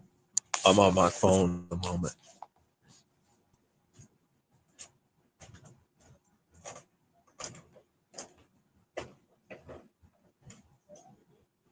DJ awesome shows he had no respect for himself, his business for checking out. He should have kicked off for everyone.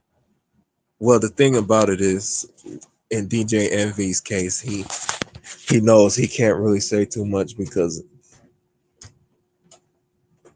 if he kicked Charlemagne off, there would be a lot of people that would be defending Charlemagne, which is crazy to think that they would, but a lot of people would. There's a reason why no one really has checked him all these years. He's been making fun of DJ Envy's skin tone.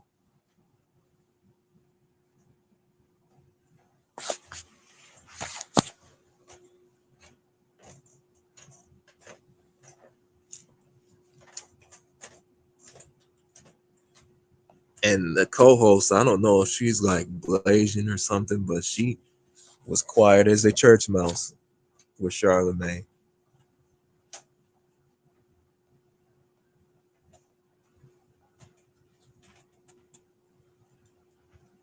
And big on Charlemagne and Dr. Umar, they're the ones that talk the most about black unity and all that. But in reality, they want black unity as long as it benefits them, not black unity. But at least in Dr. Umar's case, he admitted it on his end. If you're not benefiting the African collective, then we don't really want you around. I respect honesty. That's pretty much the way that biracial people are viewed, to benefit black people. And it goes back into breeding their replacements. And right now, if you believe as a black man that biracial people are supposed to be carrying the baton for black people, then you've already lost. Because it's not supposed to be that way. It never should have been and never will be.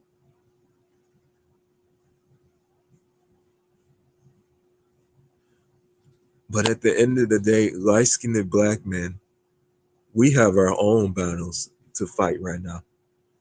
We have our image is not good in the grand scheme of things. And it's something that we're going to have to do something about real soon, or it's only going to get worse.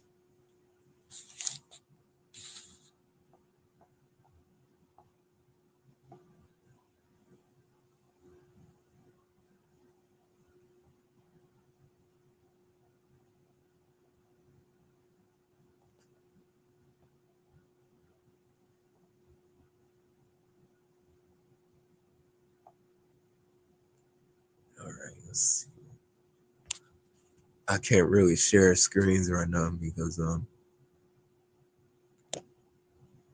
it's a lot harder on like a mobile device. So I'm probably just gonna wait for my laptop to get a bit of juice and then relaunch it from there again. I'm probably not gonna be up too long today. Probably like 2 hours, 30 minutes, probably. I know last time I streamed, I was up for 4 hours, but I don't really know if I got a 4 hour stream in me today.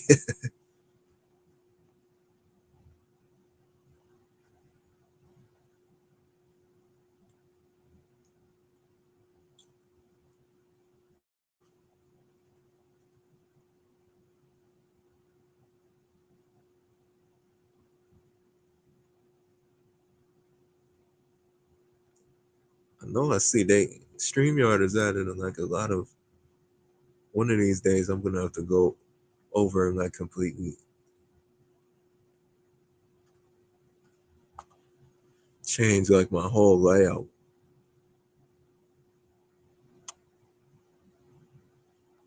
trying to get like more professional with my stuff, and I'm trying to get back into video making again.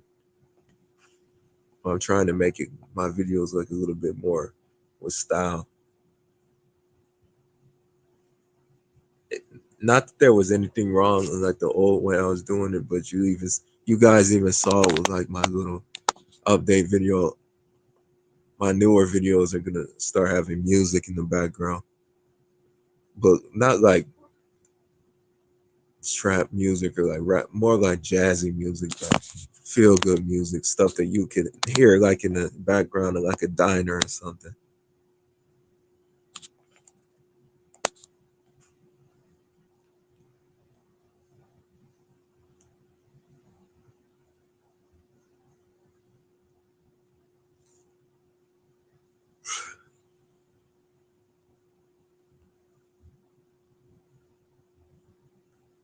But there's a lot of, and I don't even like, I don't know if DJ Envy is like Puerto Rican or something. But the crazy thing about DJ Envy is his wife is, I don't know if she's like mixed or something, or she's Puerto Rican too. I'll have to look into it, but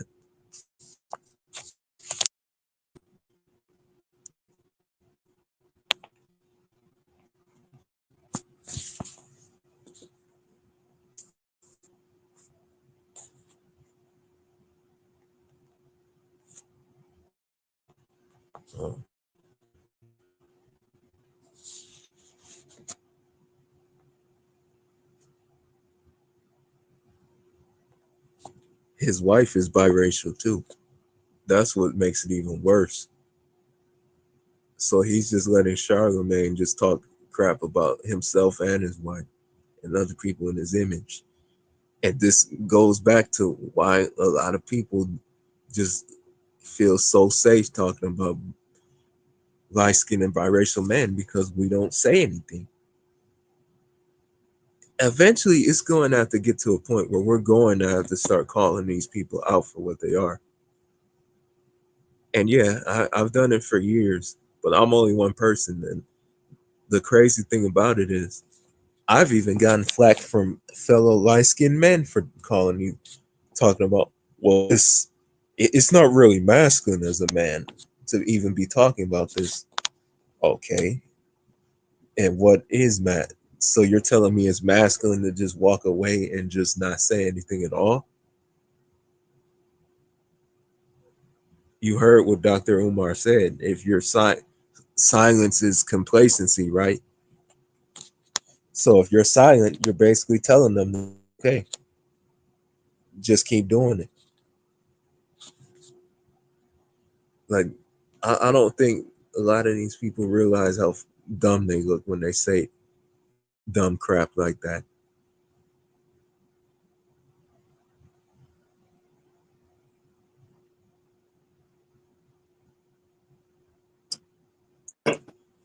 Brother AMR, what's going on? Not much, man. What's going on with you? And just trying to get back into streaming again, man. I can't Oh believe it's yeah, already yeah. I saw you. You bringing back Man Cave Mondays? Yeah, I was going through it like a few weeks ago, but I don't know. Like I had like some scheduling things that came up with me working my job. Is just lately my schedule has just been all over the place. So I'll have a plan for something, and then all of a sudden the schedule just changes out of the middle of nowhere, and I'm like, God dang it. Yeah, hey, it happens to me as well. Yeah. So what was up? Oh, I've just what y'all talking about?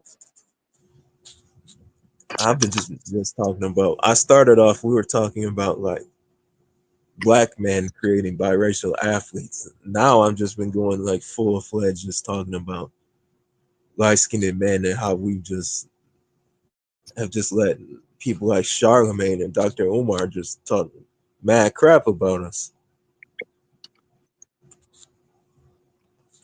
You know, like these people.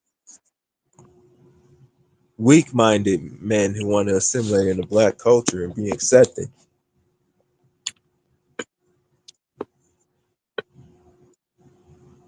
Hey, you know what though, and who was it that also said the same thing too? I think it was Light Skin Historian, where he made the same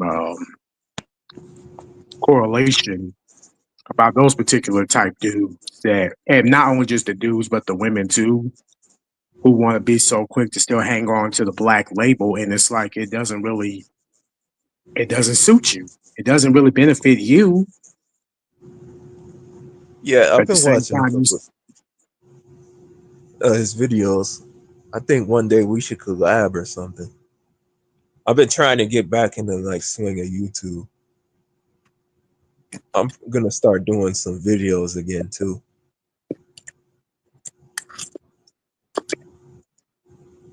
But I think he's been doing his thing out there. A lot of the oh yeah, videos he's been making, I agree with.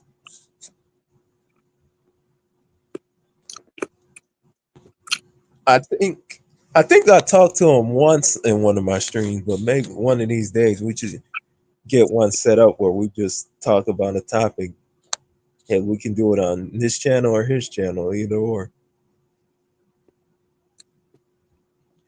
That would be an interesting conversation. oh yeah. But also another thing too, what I was also getting ready to say is we're dealing with people who love poison. We're dealing with some poison wellers here. Absolutely. And they know that the only thing that they got, which they really don't have, is just to throw out fake stereotypes and narratives out there. So for every valid argument we have, all they'll do is just dismiss it because they know they can't refute it. And also another thing too, and also there's another brother, Legacy NYC. Even he made a point, and I I've do agree with seen. it. And I was listening to him, and even he said the same thing. It's like, hey, quick question: if MLS men or light skinned men, mixed men, biracial men are truly the biggest thorn in everyone's backside, including the black communities, then why hasn't the black community between black men and women gotten any better?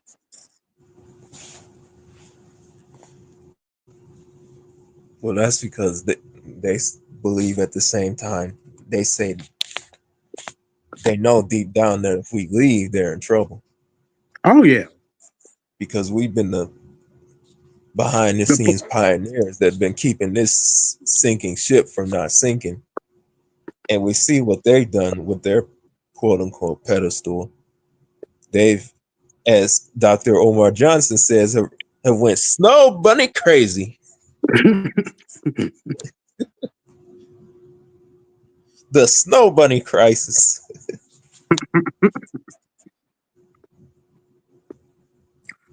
Yeah, and you know what? And the thing about it is, and I don't always agree with Brother Umar, but still, I'm like, he can't necessarily act like he hadn't been on that time either. Like he just be like it's just been each itching at him to want to dig in some of them snow bunnies, as he says.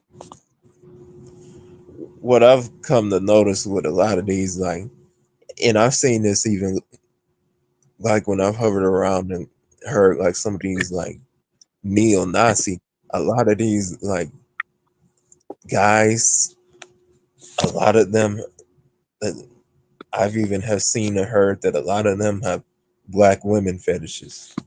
Like a lot of these like people that are like real pro something always have skeletons in the closet. And a lot of these pro black men, I'm sure it doesn't take much for you to find that they got a lot of snow on their shelves.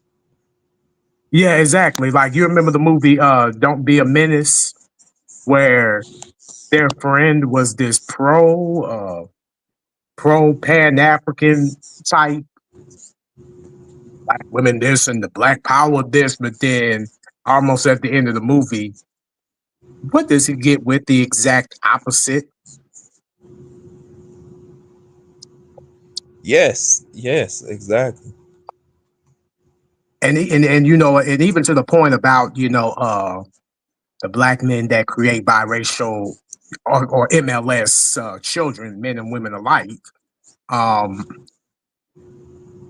Some of them now, I mean, yeah, we can't pick and choose who we get with or procreate with or have. I mean, well, in a way you can, but at the same time, if y'all happen to fall in love and be happy, that's all that matters. But then when you do it in a way to where your mental capacity shows, and you start having these mental warped senses of hating on your children because you want to live vicariously through them, build them some inferiority complexes so you can uplift yours. Or even when it comes to, I think they just somewhat expect to have women as children and not necessarily men.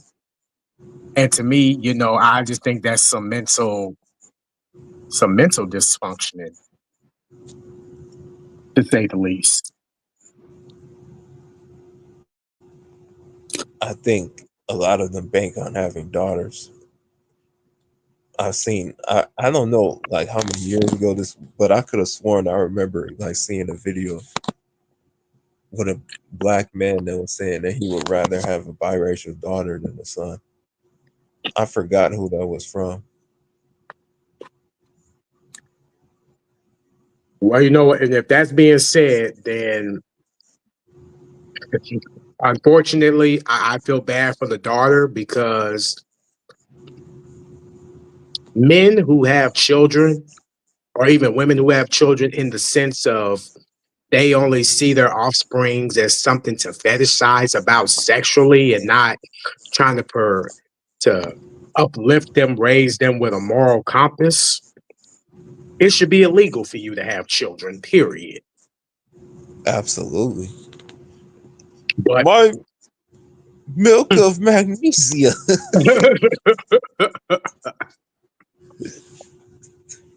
Oh yeah, I'm shoot. It's on now.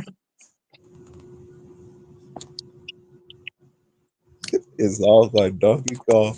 And you know what though, and the thing about it is, see, they've been so fixated on this sport or destroying our image for so long because their image has been destroyed by who they, excuse me, by the same people that they love to hate.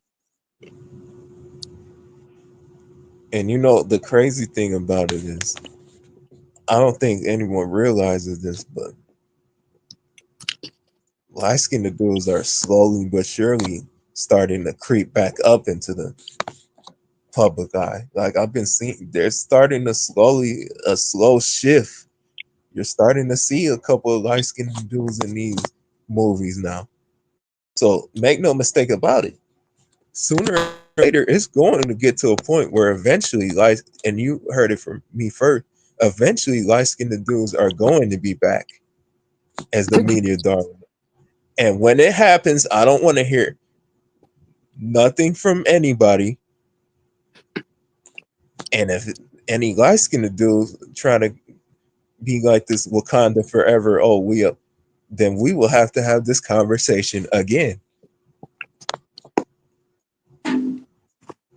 It's time that we had our spotlight back. They've had it for long enough and they haven't done anything with it. So it's time for us to get our shine back. And the weird thing about it is these are BET shows with black women, which I find very interesting.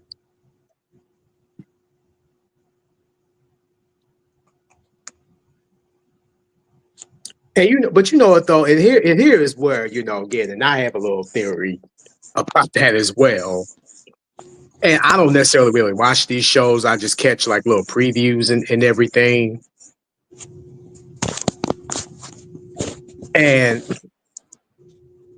like I saw one preview of, I think it may have been a black show where this mama and her daughter was arguing because she thought her daughter got back with the same dude that her mom didn't want her seeing, and she had already said, I already broke up with him. And no matter what, it's like, no matter what, if you, it's like, even some of these, programs that is like having these parents to be these, I don't even know which word to use right now because it's, oh yeah, diabolical. Yeah, they slapping their daughters.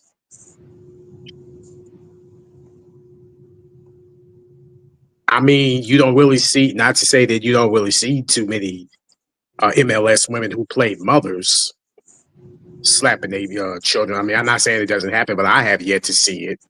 Or maybe I've been living under a rock for so long that I need to start doing better research, as they say.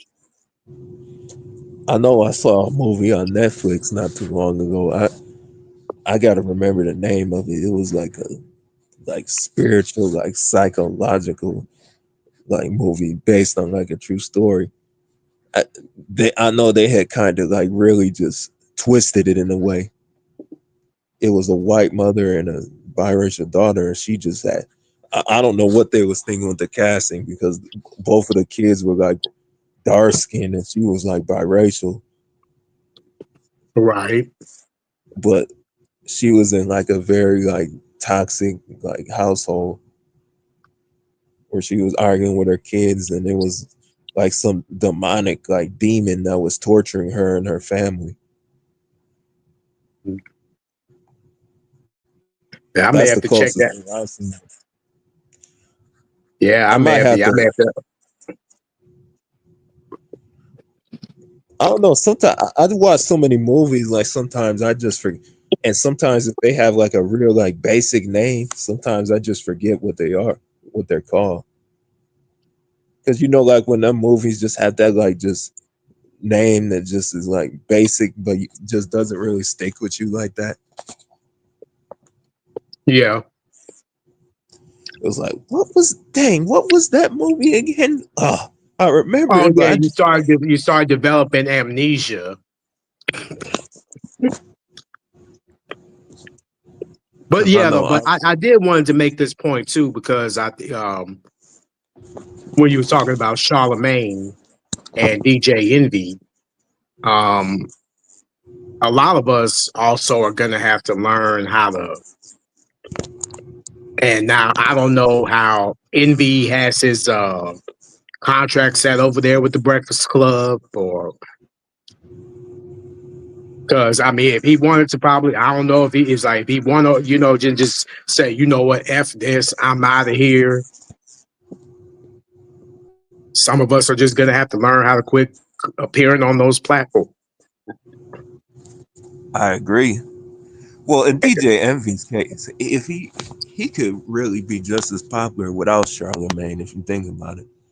I mean, in today's, you can just boot up a YouTube channel and literally start your own podcast. You see where we're on now, like StreamYard. That's literally all you, like just this little platform. Like here, we can interact with our audience, commenters.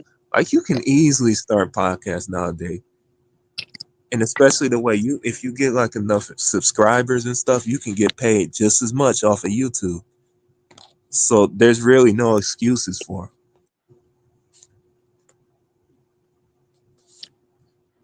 And guess what? We don't need help of Congress. We don't need a bill passed saying that a podcast or any platforms that we do has to be approved or signed off. Like we're making a difference.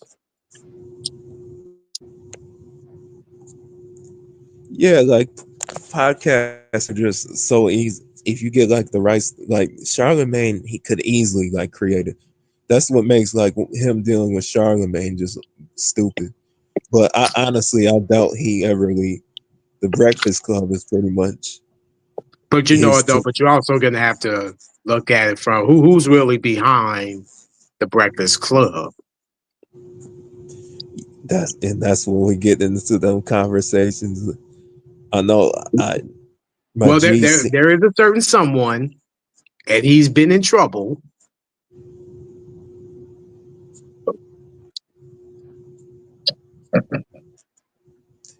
Should I spell the name, or do you want to go ahead and guess? Maybe, yeah, let's just spell the name out. Diddy.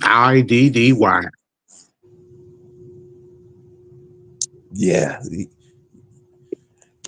Yeah. Yeah, and he's just talk about that's just about as worst representation as you can get, honestly. And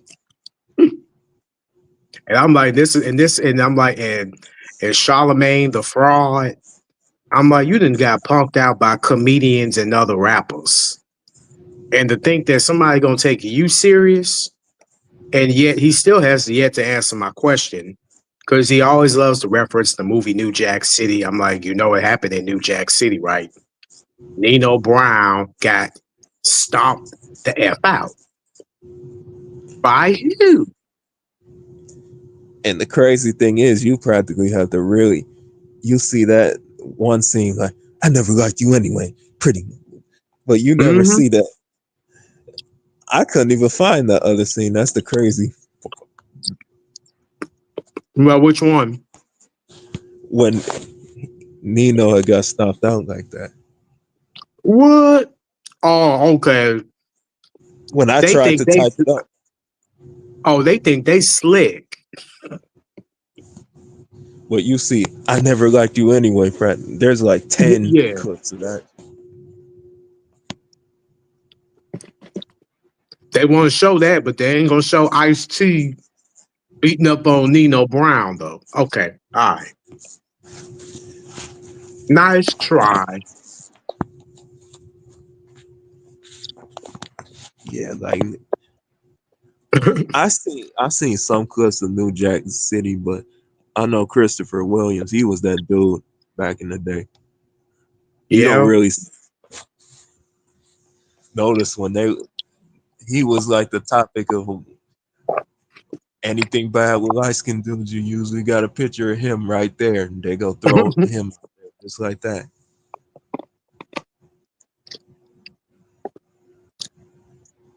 And I'm like, hey, him and Al B. Sure are cousins. But Tour LA said that it's not masculine to be punked either. That's why when I be hearing dudes say that it's not, like, what's masculine about just not saying nothing? Like that's weak. Like, you look real weak in front of people, and it's not a good look. Like, even in DJ Envy's case, like Charlemagne just be talking all that mad crap, and he just turns around and just doesn't say anything at all. It's not a good look, man. People are noticing stuff like that.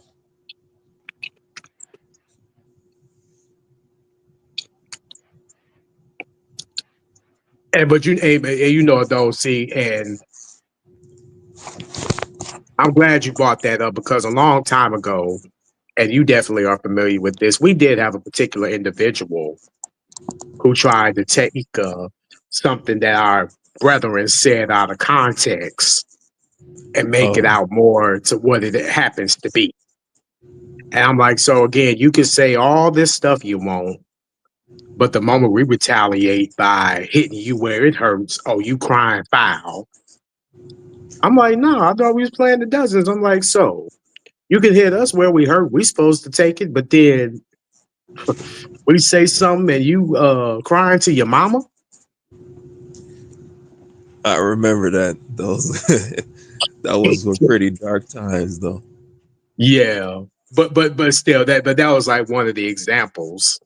It's like, okay, so yeah, it's like they can dish. It's like they can dish it out, but they can't take it. The crazy thing is, he's just so irrelevant. I don't even mention his name anymore. I'm really not even trying to associate myself with anything everything that he got. I don't even know if he's even on YouTube, to be honest with you, and don't really want to know for that matter.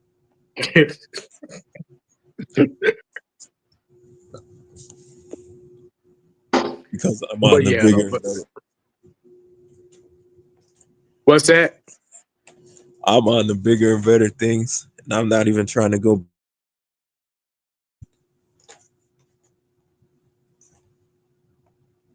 Oh yeah, man. I hear you. I hear you on that. Hell, I'm on that same wavelength myself. Because it just got to a point where it just, I mean, it was fun for a little bit, but then it just got to a point where a lot of people were just like, "Oh, come on, guys! Like, are you guys gonna do something productive?" Because right now, it was fun for few couple of giggles and stuff, but you guys are really playing into this a little too much.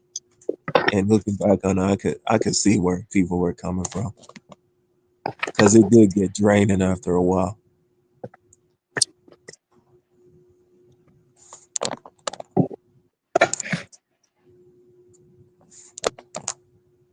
Oh, you still there? Oh yeah, I'm still here. But I was also gonna say too is I think about it, again back then, and in comparison to now, that there was a lot of impulse,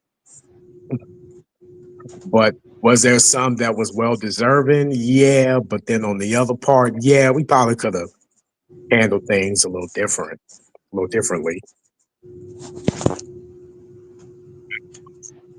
For real, the one in New Jack City of Wesley stabbing Christopher Williams had, yeah, that ego boost. I'm like, guess what? I'm like, I guess Nino was so in his emotions and his feelings that he forgot Christopher Williams still lived.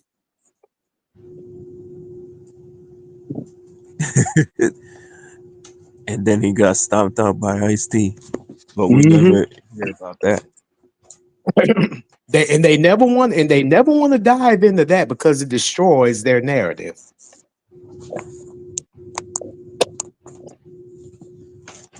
I'm expecting, where's the blade? Where's the karate kung fu that Nino was supposed to know? Apparently it didn't work. I remember I tried to look for that scene one night and I just could not find it. Like, I only seen it like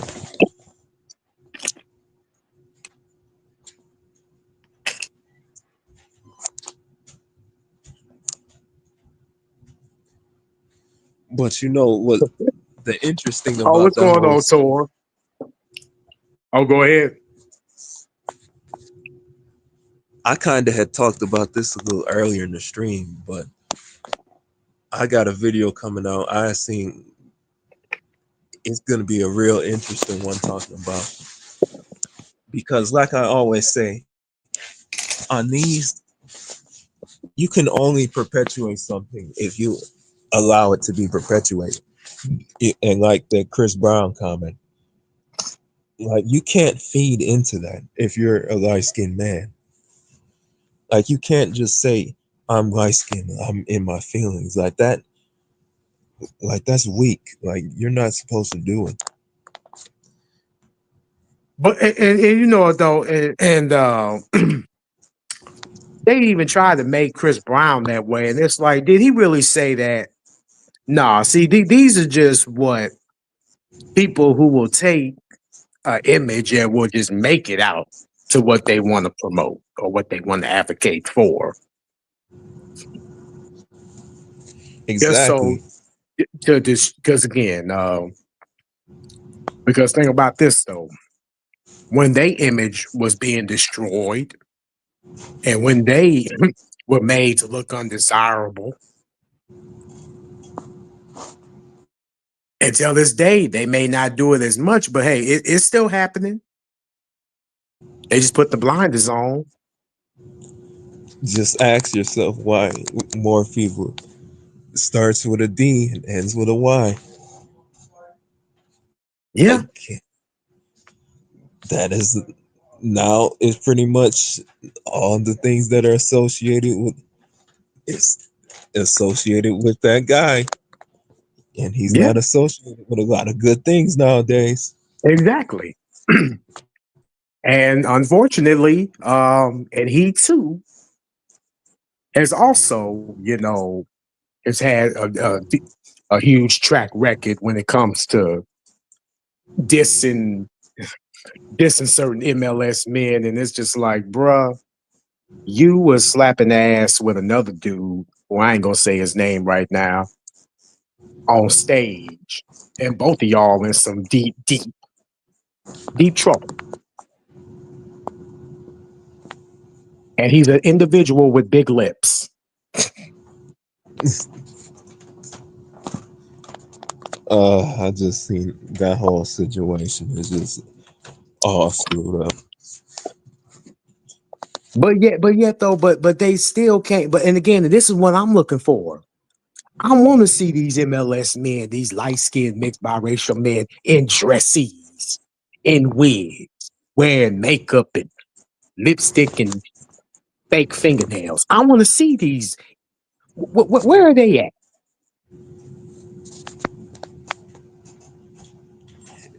Because we know that there's whoever's making that narrative is full of it, and they know they full of it. I remember like a few weeks ago, there was this guy like where I worked, and he was dark skinned too, and he was just everything that you just said, and he was trying to talk to me. He was like, dude, no, go away. It's not like that. It's not like that over here, man. You gotta move around.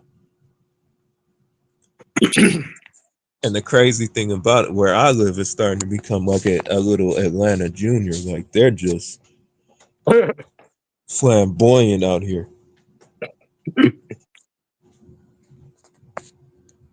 But I don't know what I'm like. I don't know who told them, but it ain't that kind of party over here. I'm a boy, Damon. Yeah, you might want to bring that over to the ends with a Y party. Because I ain't got no invitations to any parties like that. So you don't want to go to the Freaknik? No, we ain't going to no Freaknik. No, dude. Yeah, y'all have fun with that. Hell no.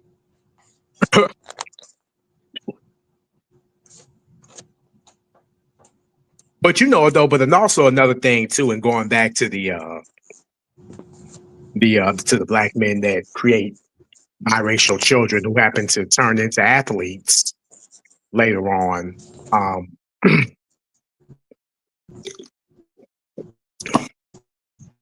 Like I also do think that there is a how can I put, like what was come on, it just left come on, don't tell me that I just lost my train of thought because I think it made somewhat kind of holds water in a sense of you really do, it's like you really do start to think that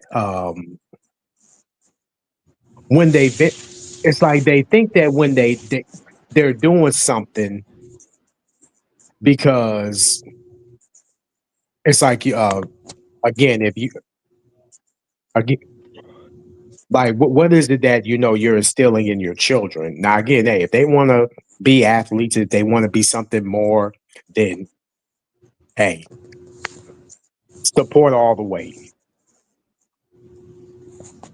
And when you just said, the first person that comes to my mind is Colin Kaepernick. Yeah, and Well, even with Well, I think in Kaepernick's defense, Kaepernick knew he was on his way out the league, and he was just trying to look for a reason to stay relevant. Because even if you look at Kaepernick, his, I think, girlfriend / wife is Arabic or something.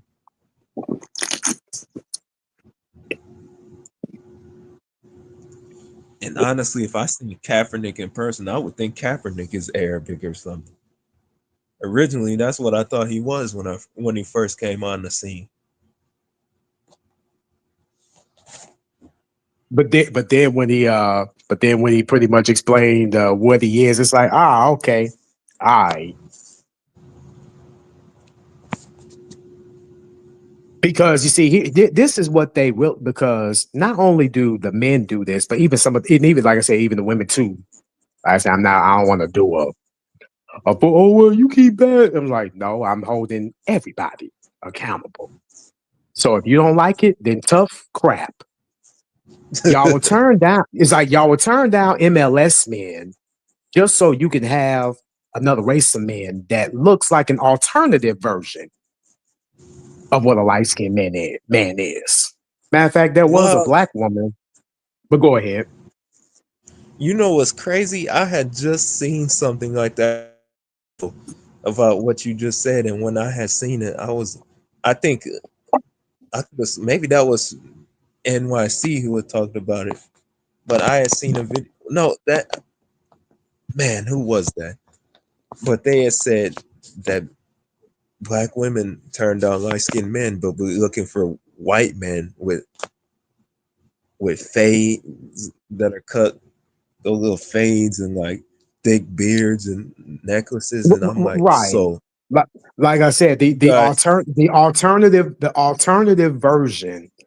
But yet they hate. That's like the hate for us is so deep to the core that I'm like, you know what? I may have to take something back. I guess the only dynamic that the black men and black women do have is that they would work to tear down somebody's image, including themselves.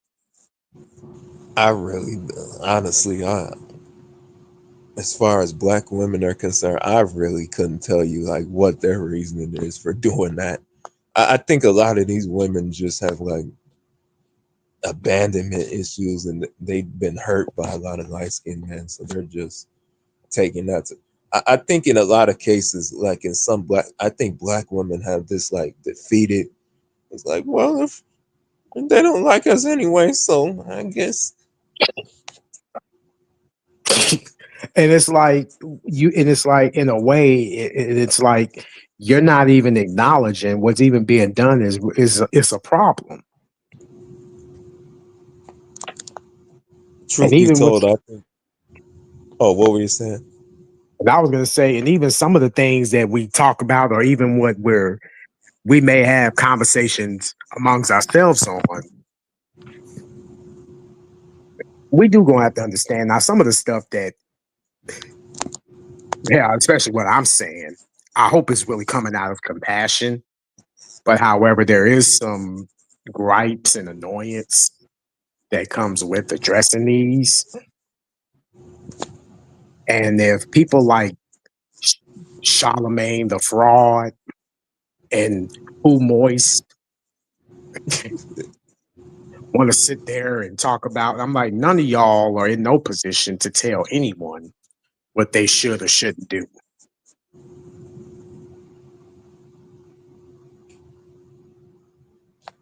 Yeah, I remember seeing Shamar Moore. You know, Shamar Moore, I always felt like he should have a bigger career than what he's had, honestly. Yeah, and I said, you know what, I was thinking the same thing, but like he probably should have been in more movies. But hey, but I can't necessarily hate on him because he made the best out of what he has. I mean, again, the seasons that he was in when the start of Criminal Minds transitioned into SWAT.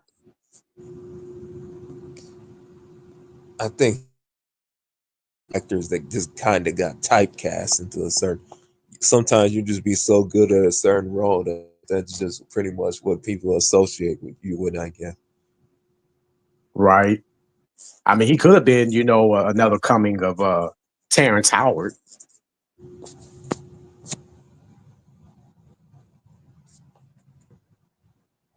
I know. I was watching a Christmas movie with him, Tay Diggs, and Morris Chestnut. Oh, the best man holiday.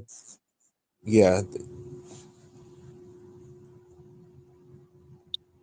And let me guess that that one scene where Terrence Howard was talking stuff where they was playing cards in the other room, and Terrence Howard was messing with it because even Morris Chestnut's character knew that he was a wild one.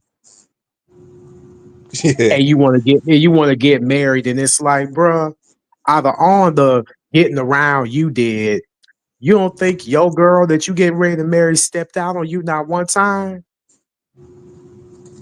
And even if she did, will she be within her right to do so? And he gonna get mad and snatch him up by his collar. I'm like, yeah, it's karma. Yeah, that movie had like all the Sanaa Lathan, I think Regina Hall. Them two was like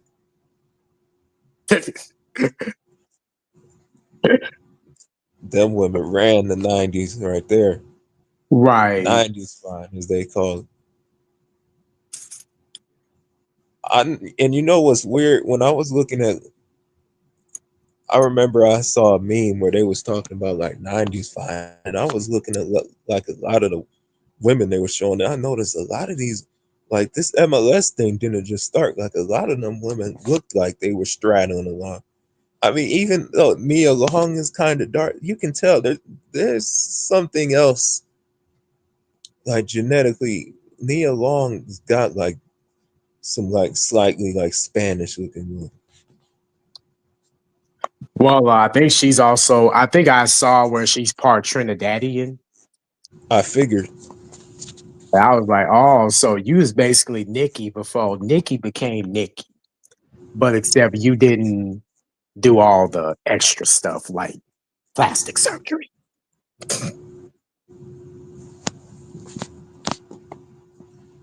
Yeah, like a lot of them women that they were showing was like all of them were like MLS and like pretty much the exotic looking. I was like, this stuff hasn't just started. This has been going on for a while now.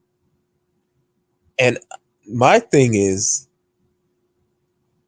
you can't compare apples to oranges. Like you can't just throw out somebody like Leslie Jones and like compare her to somebody like Nia Long.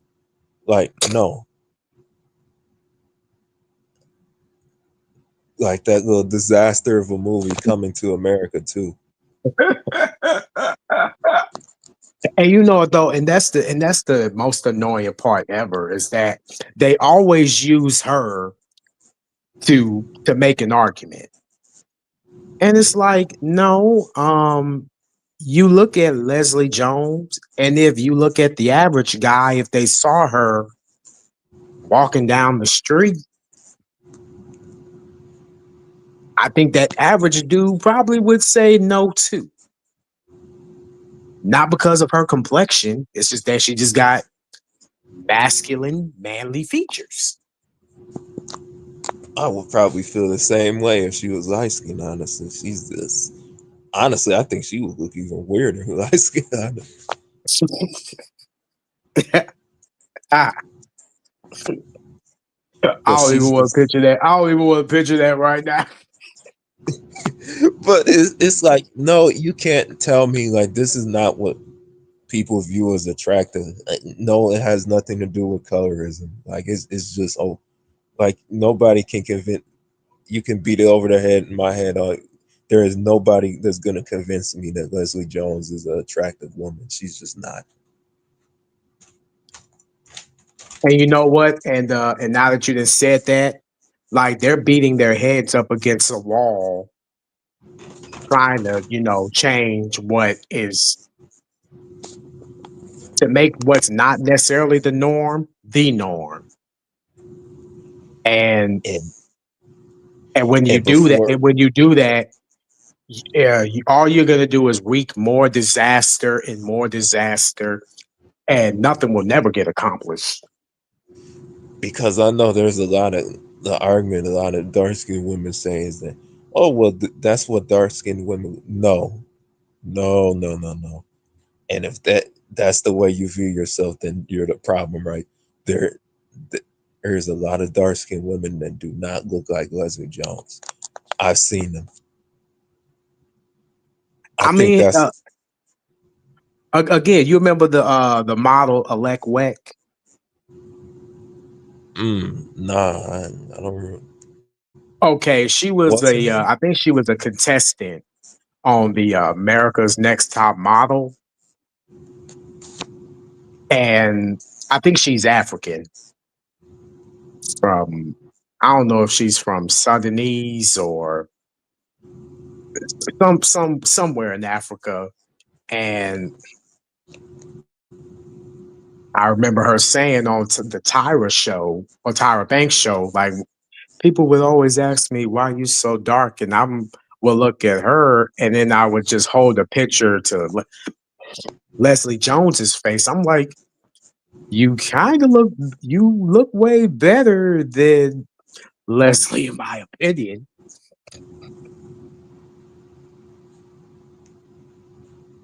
I just feel like they don't do themselves no favors by trying to just trot her out and, oh yeah, this is what black women look like. And no, black women don't look like that. That is just and black women kind of shoot themselves in the foot by saying, oh yeah, that's what we do look like. And it's like, well, I've been around y'all my whole life, and no, if that's what you guys are saying is represents y'all, then that right there lies the problem right there.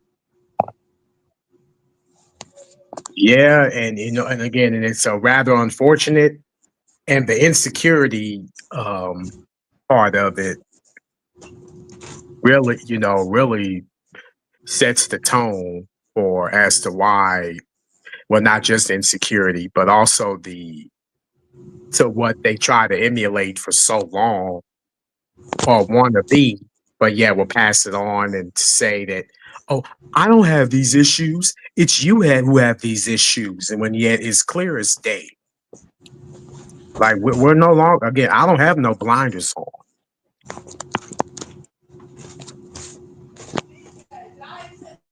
Like as the saying goes, you may have been, was it born in the night, but I wasn't born last night? Like who do you think you're talking to? Now I'm not putting you down. I'm not even calling you the nasty names that people do call you. But I will say this.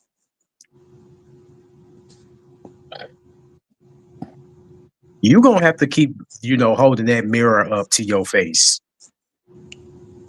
and understand that, hey,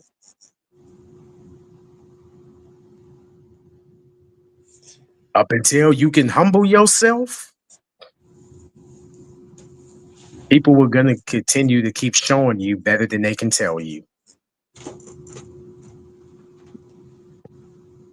Yeah, but I have noticed that there is like a slight shift.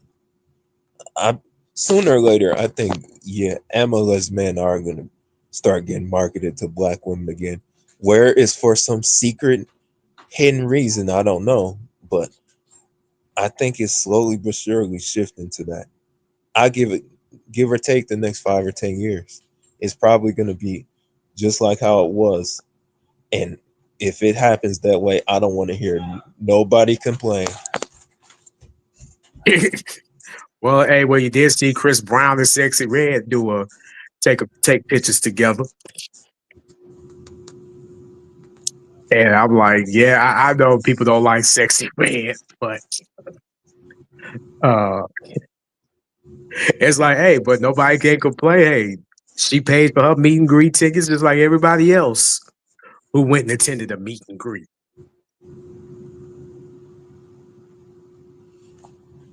She probably would be okay if it wasn't for those face tattoos. Man. I was like, dang, first it was Drake, now you done went on to was Drake, and then it was Chris Brown. Nah, it's Chris Brown. Damn. But you know, even with situations like that, then there'll be some black men that'll be on here talking, oh yeah, she likes them beige ones, huh? And it's like, do you guys just act like people always? It's kind of like narcissistic when you think about it. Like, do you guys always feel like you got to be in the spotlight and talk about feminine?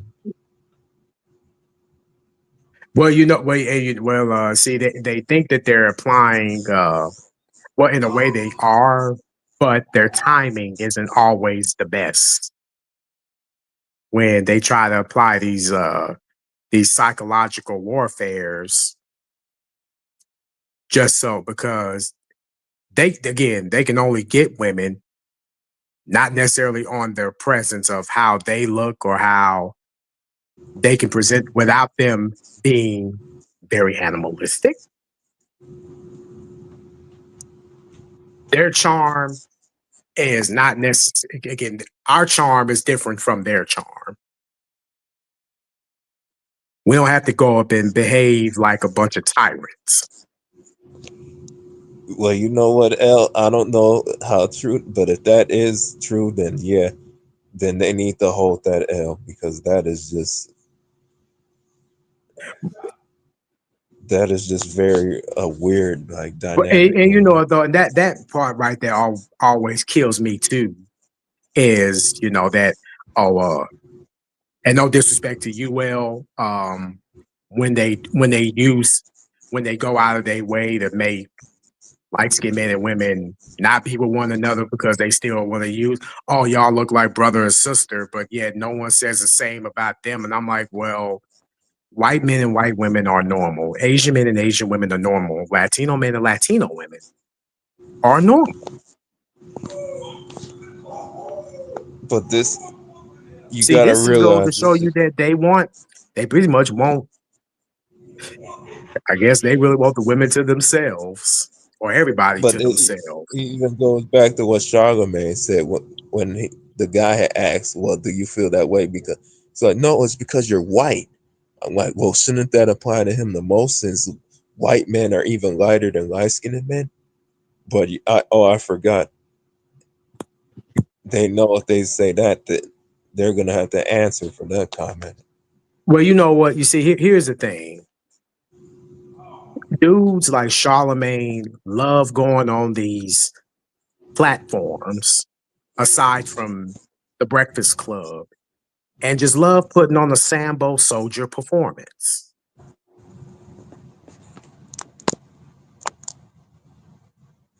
This is another coming of the minstrel show. Him alone.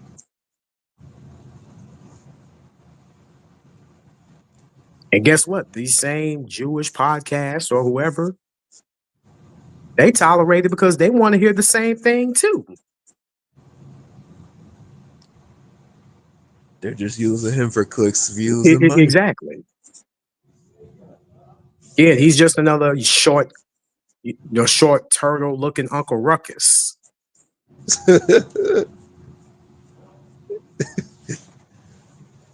All he's missing is that little monocle that he be wearing. And a twitchy eye. Like, revitiligo, I done got blacker and darker.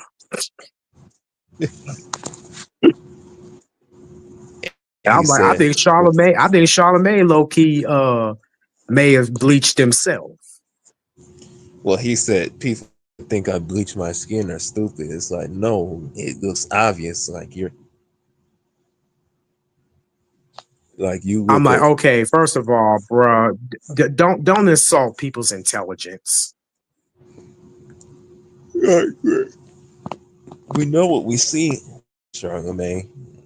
Like you look like a whole shade lighter. Like that just doesn't happen overnight. Even when you get on. But yet got the nerve to sit there and call us waffle colors and waffle color Negroes is most sensitive. Yeah. And I'm like, you the one that's bleaching, bro. You trying to You the one become that a be going on. khaki. Yeah, because you really hate what you happens to be. But that even kind of ties into what the biggest thing of the black man creating biracial athletes. And yeah, I hate to have to pull argument from a lot of what a lot of people used to call the colorism women, but a lot of these guys are just self-hating. It's just no other way to put it. Some of them are self-hating. I don't like to throw that word out a lot, but yeah, some of them don't like what they see in the mirror, and they think that having biracial children, they can just live vicariously through them. But what they don't realize is those children are going to carry on the same self-hating tendencies that you have. And that kind of is one of the reasons why biracial men find themselves in the position that they're in. And even some light-skinned men, we find ourselves in this condition that we're in, where we just have no loyalty to ourselves or our image. That in a way can be attributed to what they instill. They instill pretty much that the white community is superior. So a lot of these MLS athletes most times they go to the white community. And make no mistake about it, if they get with a white woman, that baby is more or less white. Yeah, that just goes to show. So again, that's pretty much being erased, identity erasure. They won't have one, and they're not going to get with another MLS person. I mean, again, not saying that get again like, and even with the Steph Currys and Aisha Curry, hey, God bless them. God bless T.I. and Tiny and Boris Kojo and Nicole Ari Parker Kojo and everybody else. No shout outs to them,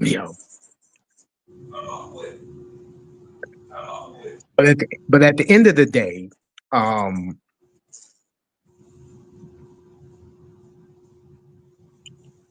don't think, again, people act like there's not necessarily a story to tell as to why they got to where they got.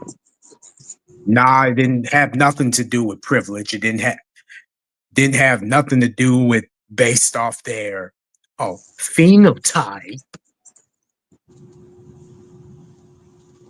I'm like, can we at least acknowledge that, maybe they got on the merits on the fact that they have skills and they use it and they use those skills very well.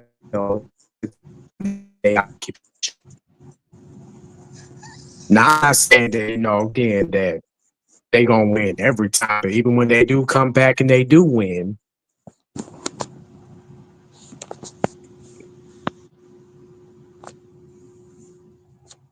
I'm like, hell, didn't y'all try to make like hell when Jalen Hurts won the Super Bowl? There was a lot of people trying to say, "Oh, he's brown skinned." It was like, "Oh, here we go with this again." Yeah. I'm like, cut the cap, cut the MFing cap. Like at any given point in time, y'all again, that just goes to show you that they really desperate in these streets. Oh yeah, I forgot about Alicia Keys and Swiss Beats. Alicia Keys was like one of my childhood crushes. Well, she still is kind of. Hey, you know what's funny is, that when you look at two members of the Wu-Tang Clan, Method Man and U-God, they'll be so quick to put Method Man as one of the top 2 to 3 MCs out of the Wu-Tang, but yet we'll have U-God somewhat in the 5th or 6th. And I'm like, all of them can rap though. Hey, I ain't mad at you, Tor. That's the Queen of New York right there. You gotta put some respect on her name. I'm telling you. I mean, hell, they was even mad that what's his name? What's my man's name? Oh yeah, Jason Tatum. That Jason Tatum's got, LMA pregnant. Yeah, I had played like a little. I don't know. You might have to replay the stream, but I played a video where he said, "Yeah, I hate these handsome ninjas." I'm like, huh? Handsome? You are at those ends with a Y parties too, are you, dude? Oh yeah, I saw that, and I was just laughing. All I could do was just laugh because I'm like, bruh, you out your element. Somebody posted, "Hey yo" for the people in the back. Hey yo. Yeah, and never mind. I'll forget it. And an extra hot dog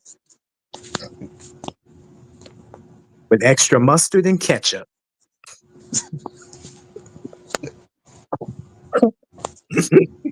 Because I think that's what you've been, deep throating for so long. Now that your fantasy has been taken away. Oh, I can't stand these handsome ML. I kind of expected that too, honestly, when I first seen it. Well, some of them British, I don't know. Britain has like a whole different thing going. I don't think I've heard that it's bad there, but I don't think it's like as bad there because there's a lot more MLS men in Britain. In comparisons to America. Yeah, well, they're like in the spotlight more out there, from what I've seen. As a matter of fact, there's a boxer who goes by the name of Ben Whitaker, and he just won his last fight. And Ben Whitaker is undefeated. So he's on the rise. And we also, even though people hate this other name that I'm getting ready to say, but I don't care. I mean, we still got Tank Davis.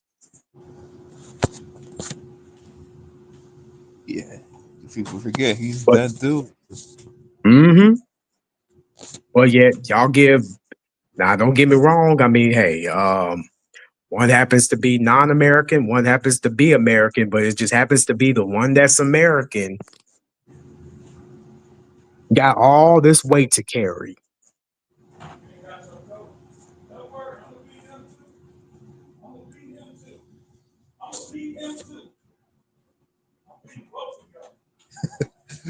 But I don't know, Tank.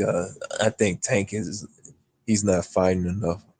I think eventually he's gonna end up losing sooner or later. Though some fighters kind of mess up their career when they don't do too many fights. After a while, they just sometimes you just gotta. When you get lax, they don't train enough. I even think that's like the case. Like Terrence Crawford, I honestly think if he fights somebody like Canelo, I think he's gonna lose. Oh yeah, because Canelo's just too much for him.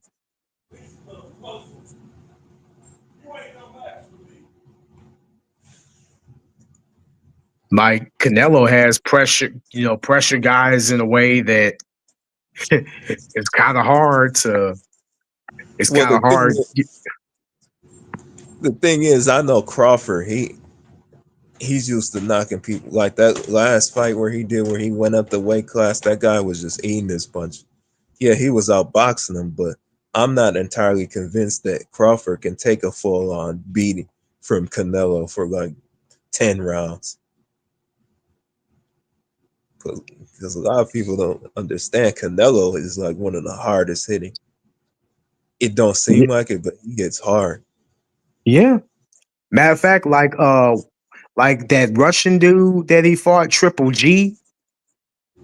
Originally, they was training Triple G to fight Floyd, but But for some reason, it just didn't, it just didn't happen. So they just pretty much put him against Canelo, and it was like, yeah, Canelo's style and Triple G style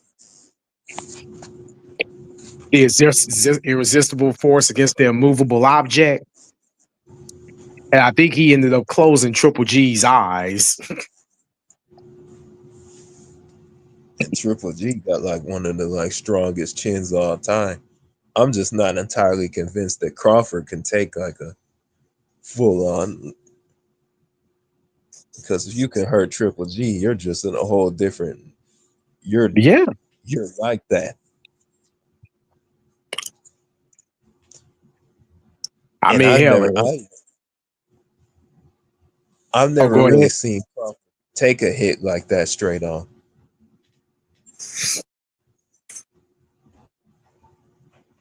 Errol Spence, I mean, he was all right in his time, but you could he wasn't going against a prime Errol Spence back then. Well, the fight game is always improving, and guys are, again, there's going to be some young, hungry lions, and you're going to have those that are going to age if they don't take care of themselves and be more active. And even going back to the part where you said prime,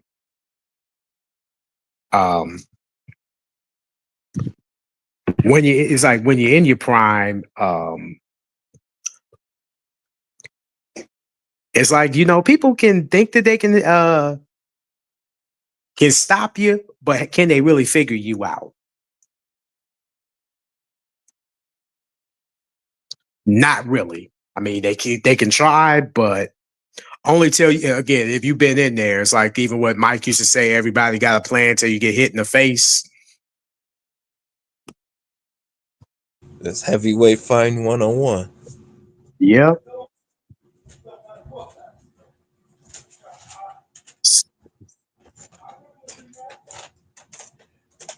But at the end of the day, though,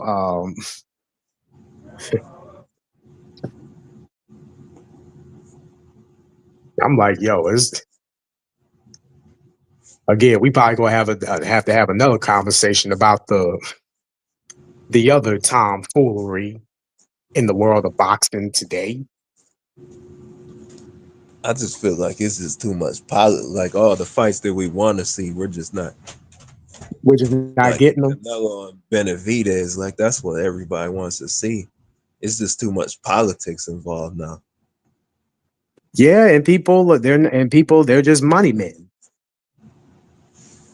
Money men and entertainers and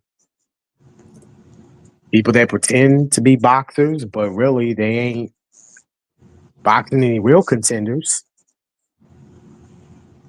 Like that, yeah. Unfortunately, I paid for that Errol Spence and like Crawford fight, and when I saw, I knew like the way I could tell like early on that I was kind of rooting for Spence, but I could tell like early on, it's like, oh man, this is not gonna end well for him.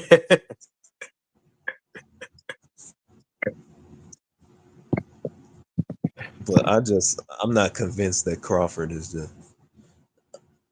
he's one of the best fighters I've seen, but I'm just not convinced that he can take on. And Canelo's bigger. I'm just not convinced he can take on like his. I think if he tried to outbox him, he could win. But if he tries to like fight him head on, like I usually see him doing, it's not gonna end. Yeah, that's why it's like you gotta know how to pick your angles and know how to keep your distance, move, and not be trying to be like two matador bulls. Oh, if he tries to fight him like that, it's over. It's over. Don't let him get hit with one of them body shots. I mean, hell, you remember when he fought Floyd, and this was a young Canelo. When he fought Floyd, and he didn't even get not one hit off of him. Yeah, I remember that And, fight. and even I was like, how the hell is he doing that? Like it See, should at that's the least way. be over. It should at least be over within the 5th or the 6th round. Well, that's Canelo kind of got a chin too. Like Crawford's not Yeah. gonna be able to knock out Canelo.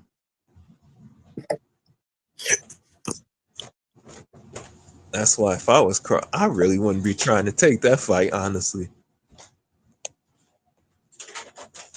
Well, unfortunately, though, you will have people in Crawford's corner that's gonna succumb to him to pressure, and then that ego gets boosted, and it's like, oh, I'm ready. I can take this dude. Okay, but do you have a plan? I'm gonna knock him out. Either he gonna knock me out, or I'm gonna knock him out. Well, may the best be with you. But then as soon as the event comes, oh, all of a sudden, it turned into something that we thought we was gonna get, but it was just like, oh, it's another one.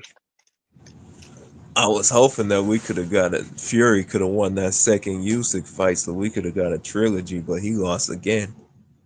I don't really see anybody beating Usyk anytime soon.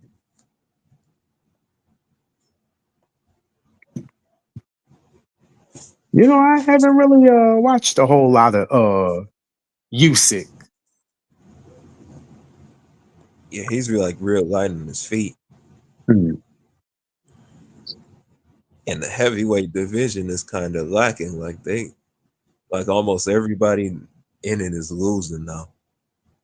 Like there's not really the only one who's undefeated now is Usyk. Well, like they say, you know, again, the big guy, you know, again, back then we used to fear the heavyweights, but now it's either somebody that's the light heavyweight or smaller. Somewhat tend to,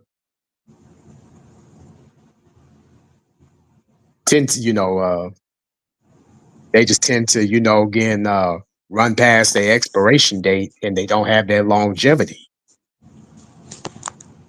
I think, yeah, I think Dan the boys. I think he's underrated. I think if there's anybody who I think could at least put up a fight against him, because that little low blow thing, I don't really know how. To me, that looked like a clean body shot to me. I think that was just one of the referees getting in the way type. Because Anthony Joshua, he's washed up. Wilder is washed up.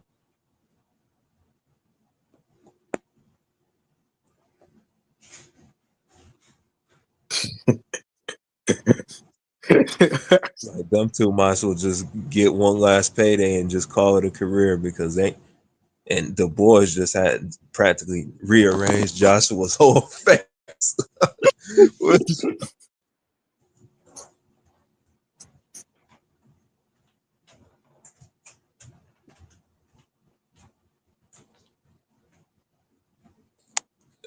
Who's well to Drake, me, I never really I never really thought Wilder was like a good boxer. To me, I just always thought he just getting bailed out with his right hand. He just was. He's like what Clubber Lang would be in real life, just swinging wildly, hoping his punches. you gonna compare him to Mr. T's character in Rocky 3? I pity the fool. I'm gonna bust you up. I'm gonna be like, yo, man, well, get a Tic Tac then before you do that.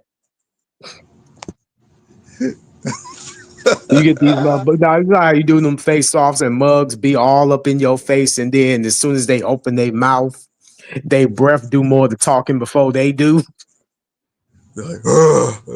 Like it's like, damn, your breath stank.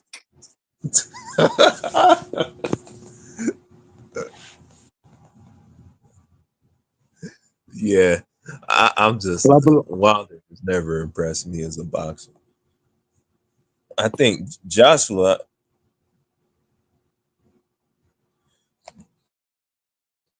Well, I think once Wilder, I remember I was talking to like one of my coworkers. I think he had said that. I think once Wilder saw that, like he finally found somebody that could take his right hand, it just did something to him psychologically. Like when he just got up, like the Terminator from that, he just like, what? Nobody gets up from my right hand. Yeah, it turns out, yeah, his confidence was broken and spirit. Like boxing Because is like a mental sport. Once you're yeah, not there mentally, and it's like after that, his career just went downhill. then they start become a shell of their original selves. And I think in Joshua's case, I think that with Ruiz, he just got,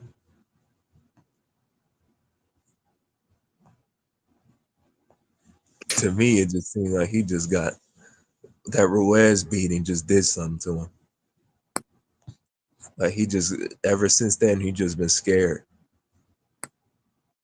to let his punches fly like he used to. He's been fighting cautious ever since, like he's thinking too much.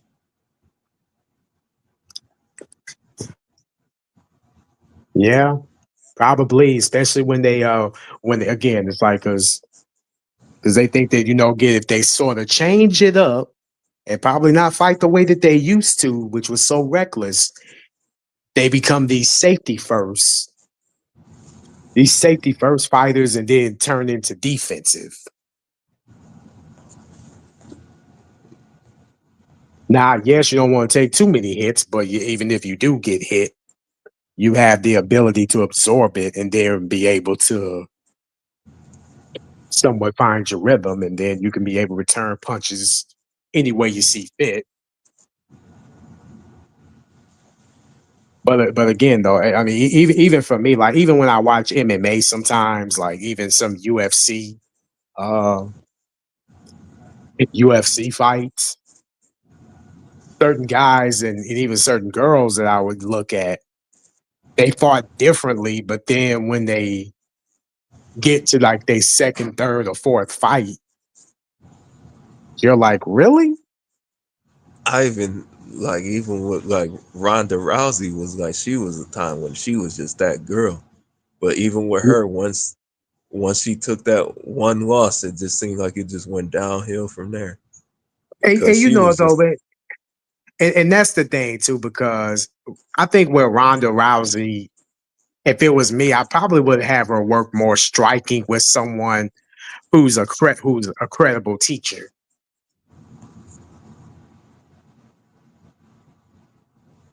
Yes, because she had the grappling uh, judo thing, but I'm like, okay, we know that you can do the arm bar, but can you also do a rear naked choke? Can you even do a kimura? Can you even do a leg lock?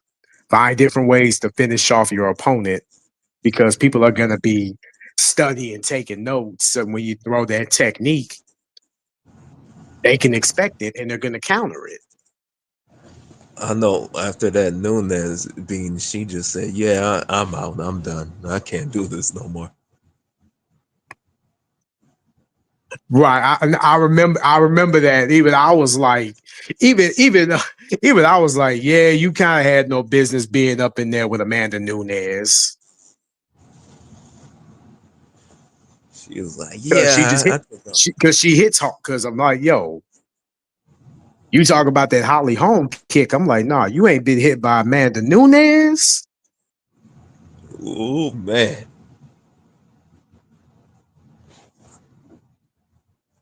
Like, yeah, I think I need to reconsider my career choice.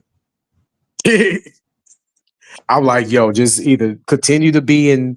You can always do TV. You can always do films. Well, they're not. That just goes back to what I said about politics. They won't fight. They're not setting up the fights that people want to see. Bones Jones and Tom Aspinall. or he said Ningal and John Bones. Francis Ngannou. Yeah. Well, he's trying to box. I don't know why, but he's still trying to box. I mean, after that Joshua punch, that we see how Joshua just got did by Du Bois. I was like, if you're getting knocked out by Joshua, then you might need to go back to the mat. Yeah.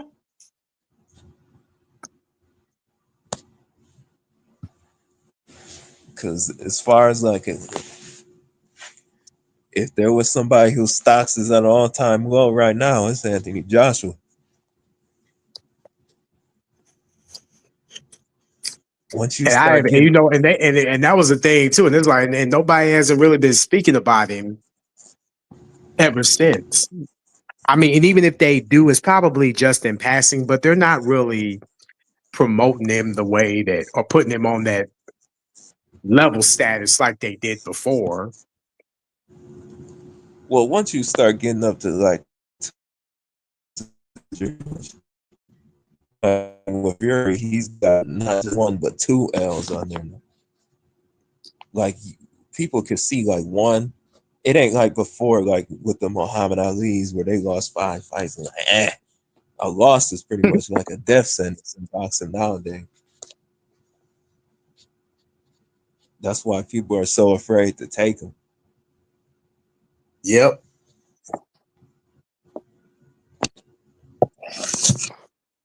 And that's why we keep getting cheated out of all the boxing fights we want to see.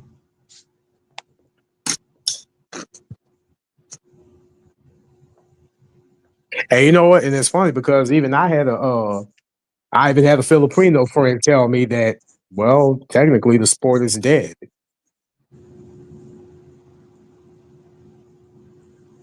And he's a gym trainer. Everybody wants a big 0 next to L.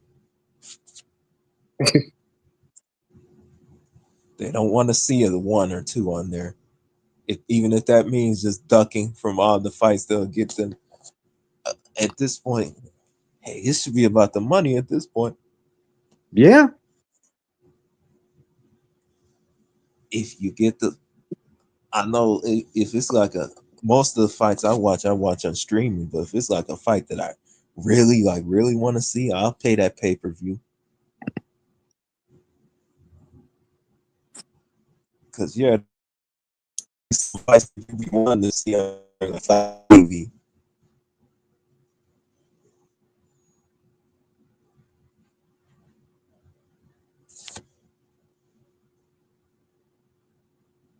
Are you still there? Oh yeah, I'm still there. Oh, okay. Because you was kind of phasing in and out. Oh, this is probably I've been on my phone like the last hour. Like right before I had my laptop plugged up and I looked, it's like, dang it, I didn't have the cord plugged up. So I've been on my phone like the last hour. Dang. That's kind of why is it an iPhone or Android? Android. Oh. Yeah, them Android. Like after a while, when it gets to a certain point, like the room that I'm in don't got like any outlets. Is weird. So it's like once it goes dead, it's just dead. And I'm in such like a loud house that there's only certain places I can go at.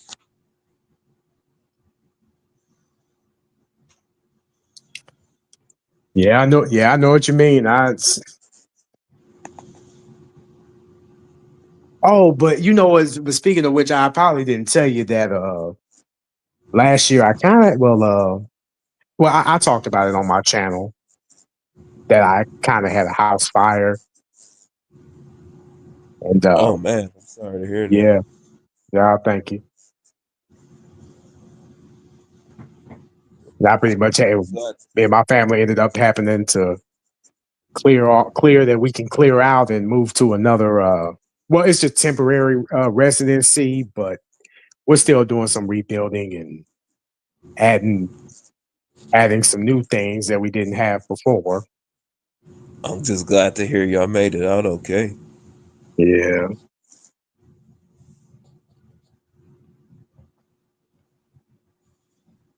Yes, But sir. though, but I also will want to say this too, though. Or I may have touched on it already about how what's always seen in the forefront isn't what's always what they put out, is what's really going on behind the scenes.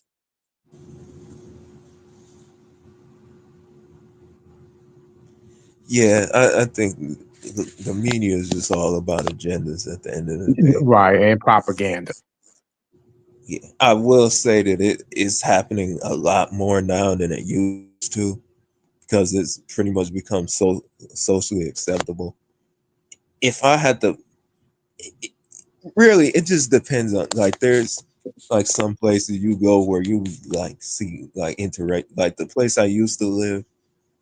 Like I pretty much lived in like Texas a few years, and like when I say it down there, it was like open season. I mean, I'm talking about you seen people with everybody. You even seen people that like couples that you thought you would never like, huh? I never even seen Right. them talking to each other, like let alone. Yeah. Yeah.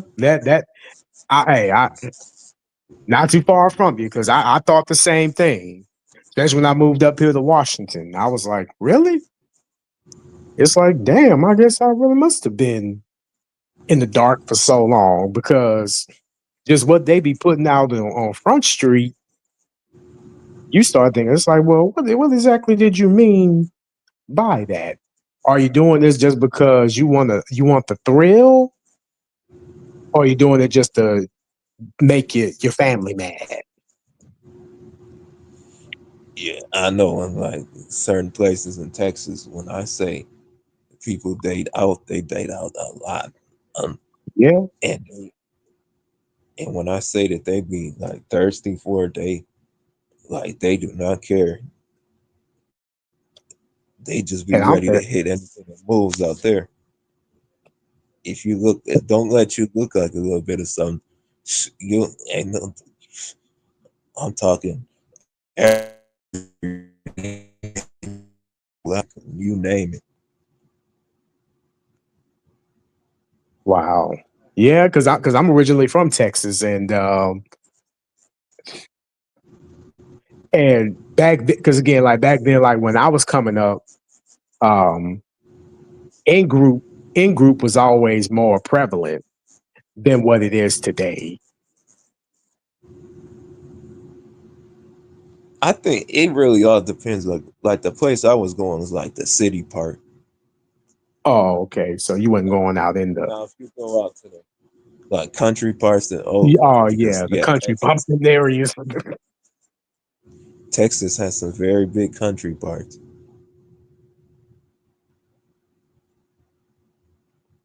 And you know what's funny, because even because I haven't talked to any of my family in so long, but if they start communicating in that country dialect, I mess around and my colloquial country accent starts coming out. Oh yeah, California is like the king. California pretty much just got, it's like a melting pot for everybody. Everybody dates out there. You probably see interracial couples that you thought you would never see, like Indian and Asian. I was like, huh? I've never even seen y'all talking to each other before, let alone marrying.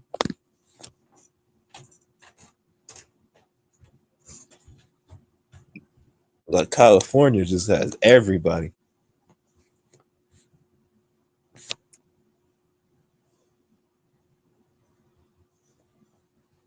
You I mean, still hell, there?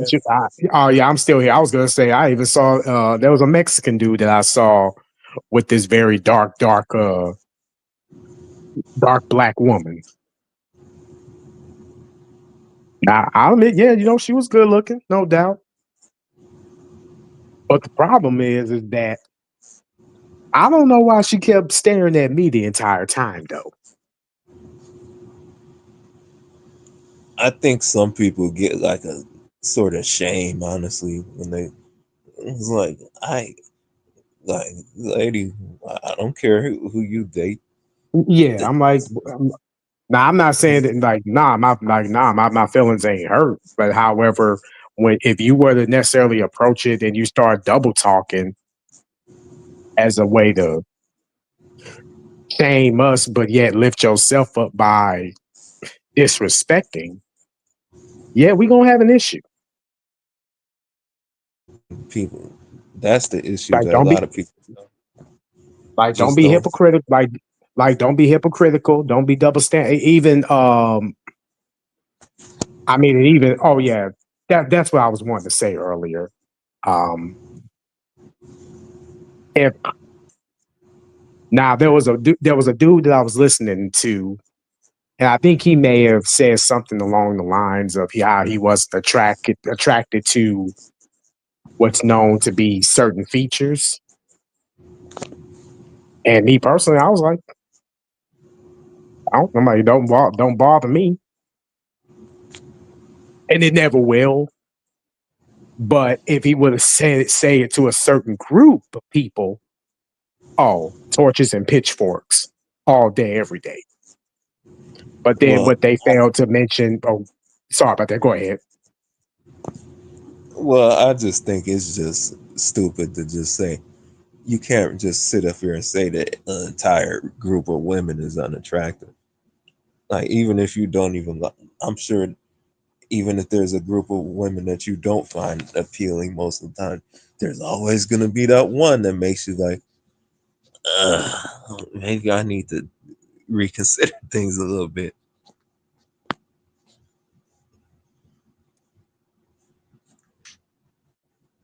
Because there's pretty women in every race. To say that every No question.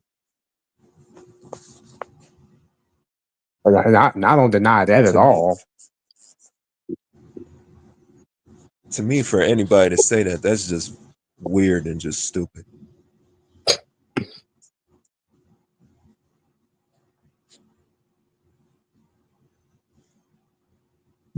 But yeah, but you know though, but like for an example, right? And again, we talked about this earlier, with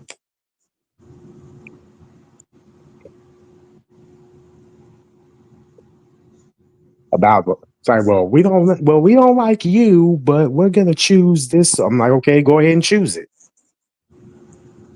At the same I can time, only don't get mad. I can only imagine how it is Fox in California. That yeah, this is a strong battle, man. Because if they're anything like the ones where I live at now, that's a hard battle to fight, brother.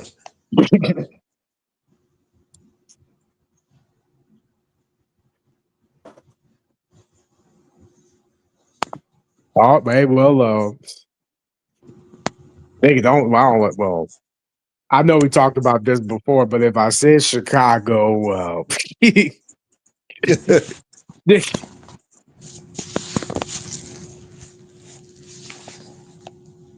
I don't know because it's. I mean, yeah, to their credit, when I went down there last year, um, this is when they had the Lollapalooza events going on, and to their credit, they was very respectful to yours truly.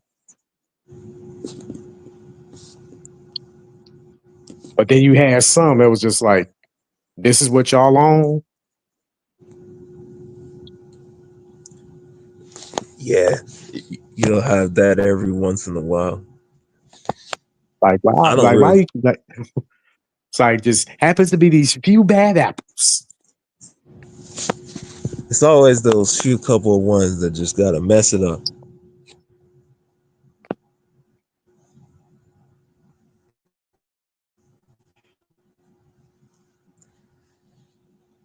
Oh dang! Hey man, hey, I'm about to hop on off the panel. Real quick because I'm almost done here with work. Oh yeah, I'm about to end it. I really wasn't even planning on streaming this long, but I guess we just started talking about sports and stuff, and I just got carried away and then realized like, whoa, it's that late. Yeah, but it was all good though. Hey, it's Man Cave Monday. Yeah, we go have to get this sports talk started again soon. Oh yeah, for sure. iPro Fox. I know we probably have a good one, iPro Fox. I know it looks like the MLS streak of quarterbacks might finally be coming to an end this year. Looks like we got Cam Ward probably going first this year. Hey, well, you know what they make? Hey, but you know they've been tearing it up in college though. College basketball, even still somewhat even in the NBA. Yeah, like I said, we keep talking about longevity, but Curry's on 37 years old and still going strong. But all we keep hearing about is LeBron. Well, you know what, and I'm gonna make this one. It all comes down, again, it all comes down to. I mean, yeah, skin color is one thing, but then when you really talk about upbringing and how each other came up, like people still forget that Dale Curry is Steph's dad. So that gene, basketball gene or trait, is within his DNA. What do you think of Patrick? I think in Patrick Mahomes' case, I think Patrick Mahomes, they gotta stop. The Chiefs need like a good, just clean, like Super Bowl run. Like no ref scandals, no like Taylor Swift. Like they just need to calm that little off the fields, like, and just play football. Like to me, the Chiefs messed up the minute they put Taylor Swift.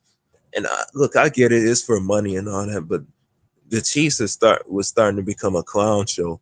And to me, Patrick Mahomes, he's a good quarterback, but unfortunately, he's just the face of that clown show. And yeah, I was one of the people that was rooting against him because I was getting tired of. Oh, it means mixed / light skin.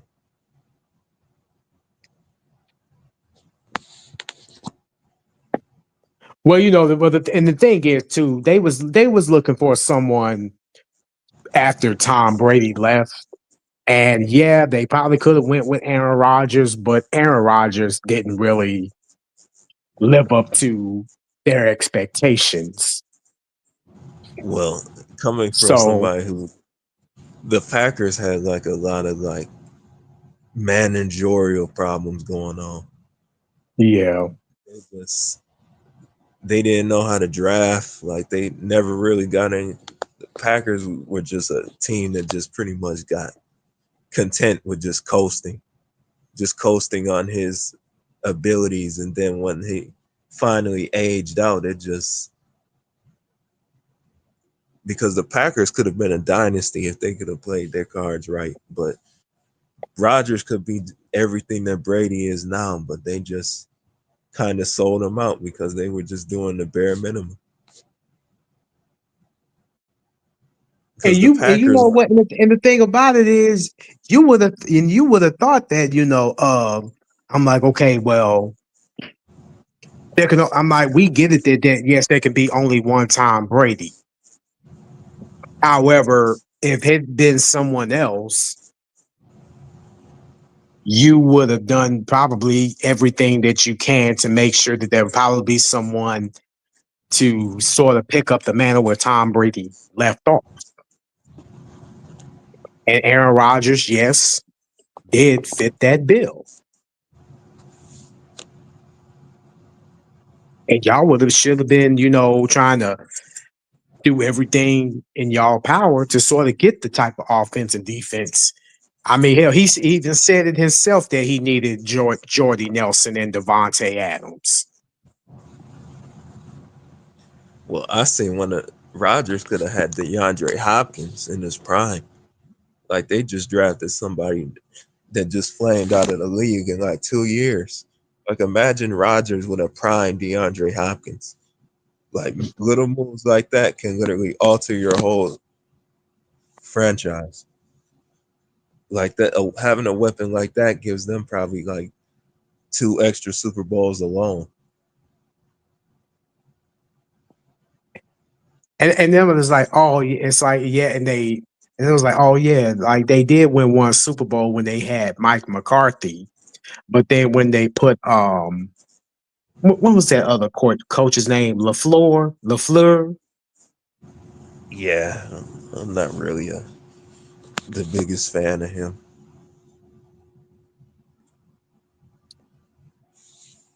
Like Matthew LaFleur.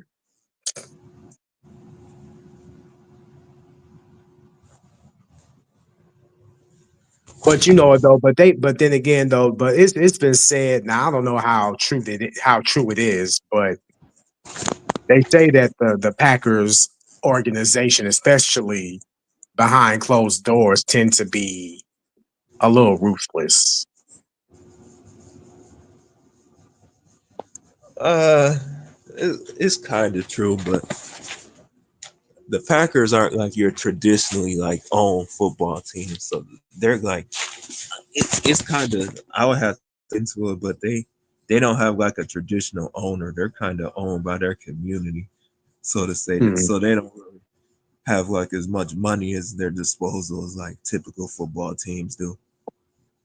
Oh, okay. So that's why they get like a little have to get like a little like I'll say conservative with like their way they spend and stuff. But I think the biggest problem with them is they just refuse to draft offensive weapons.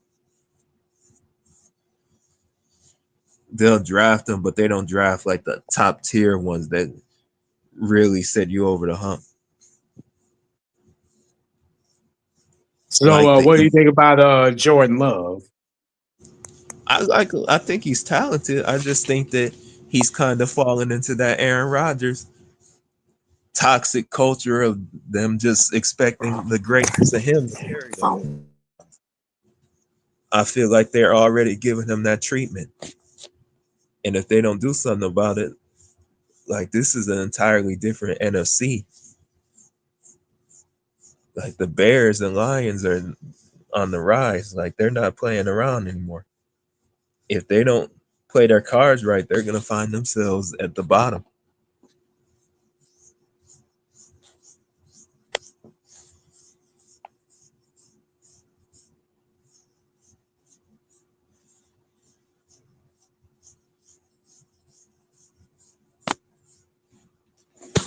But yeah, it's getting kind of late. I think I'm about to call it a night.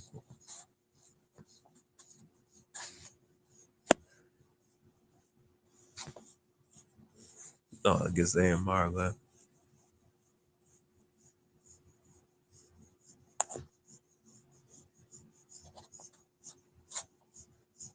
I think I know what you're talking about.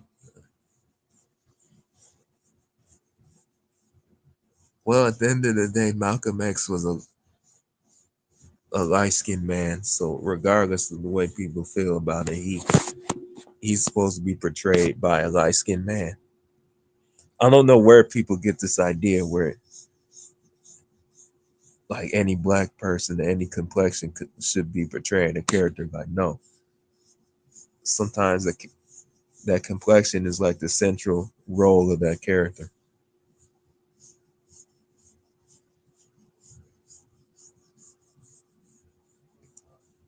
But anyways, y'all, I think I'm about to call it a night. It's getting late out here.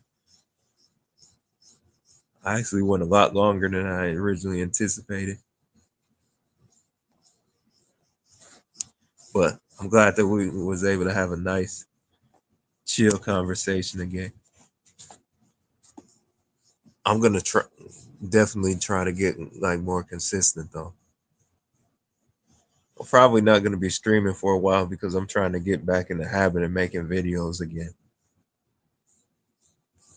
Cause I got a bunch of stuff that I want to talk about. But thanks for joining the stream, AMR. Thank you guys for watching. I'll see y'all around. Peace.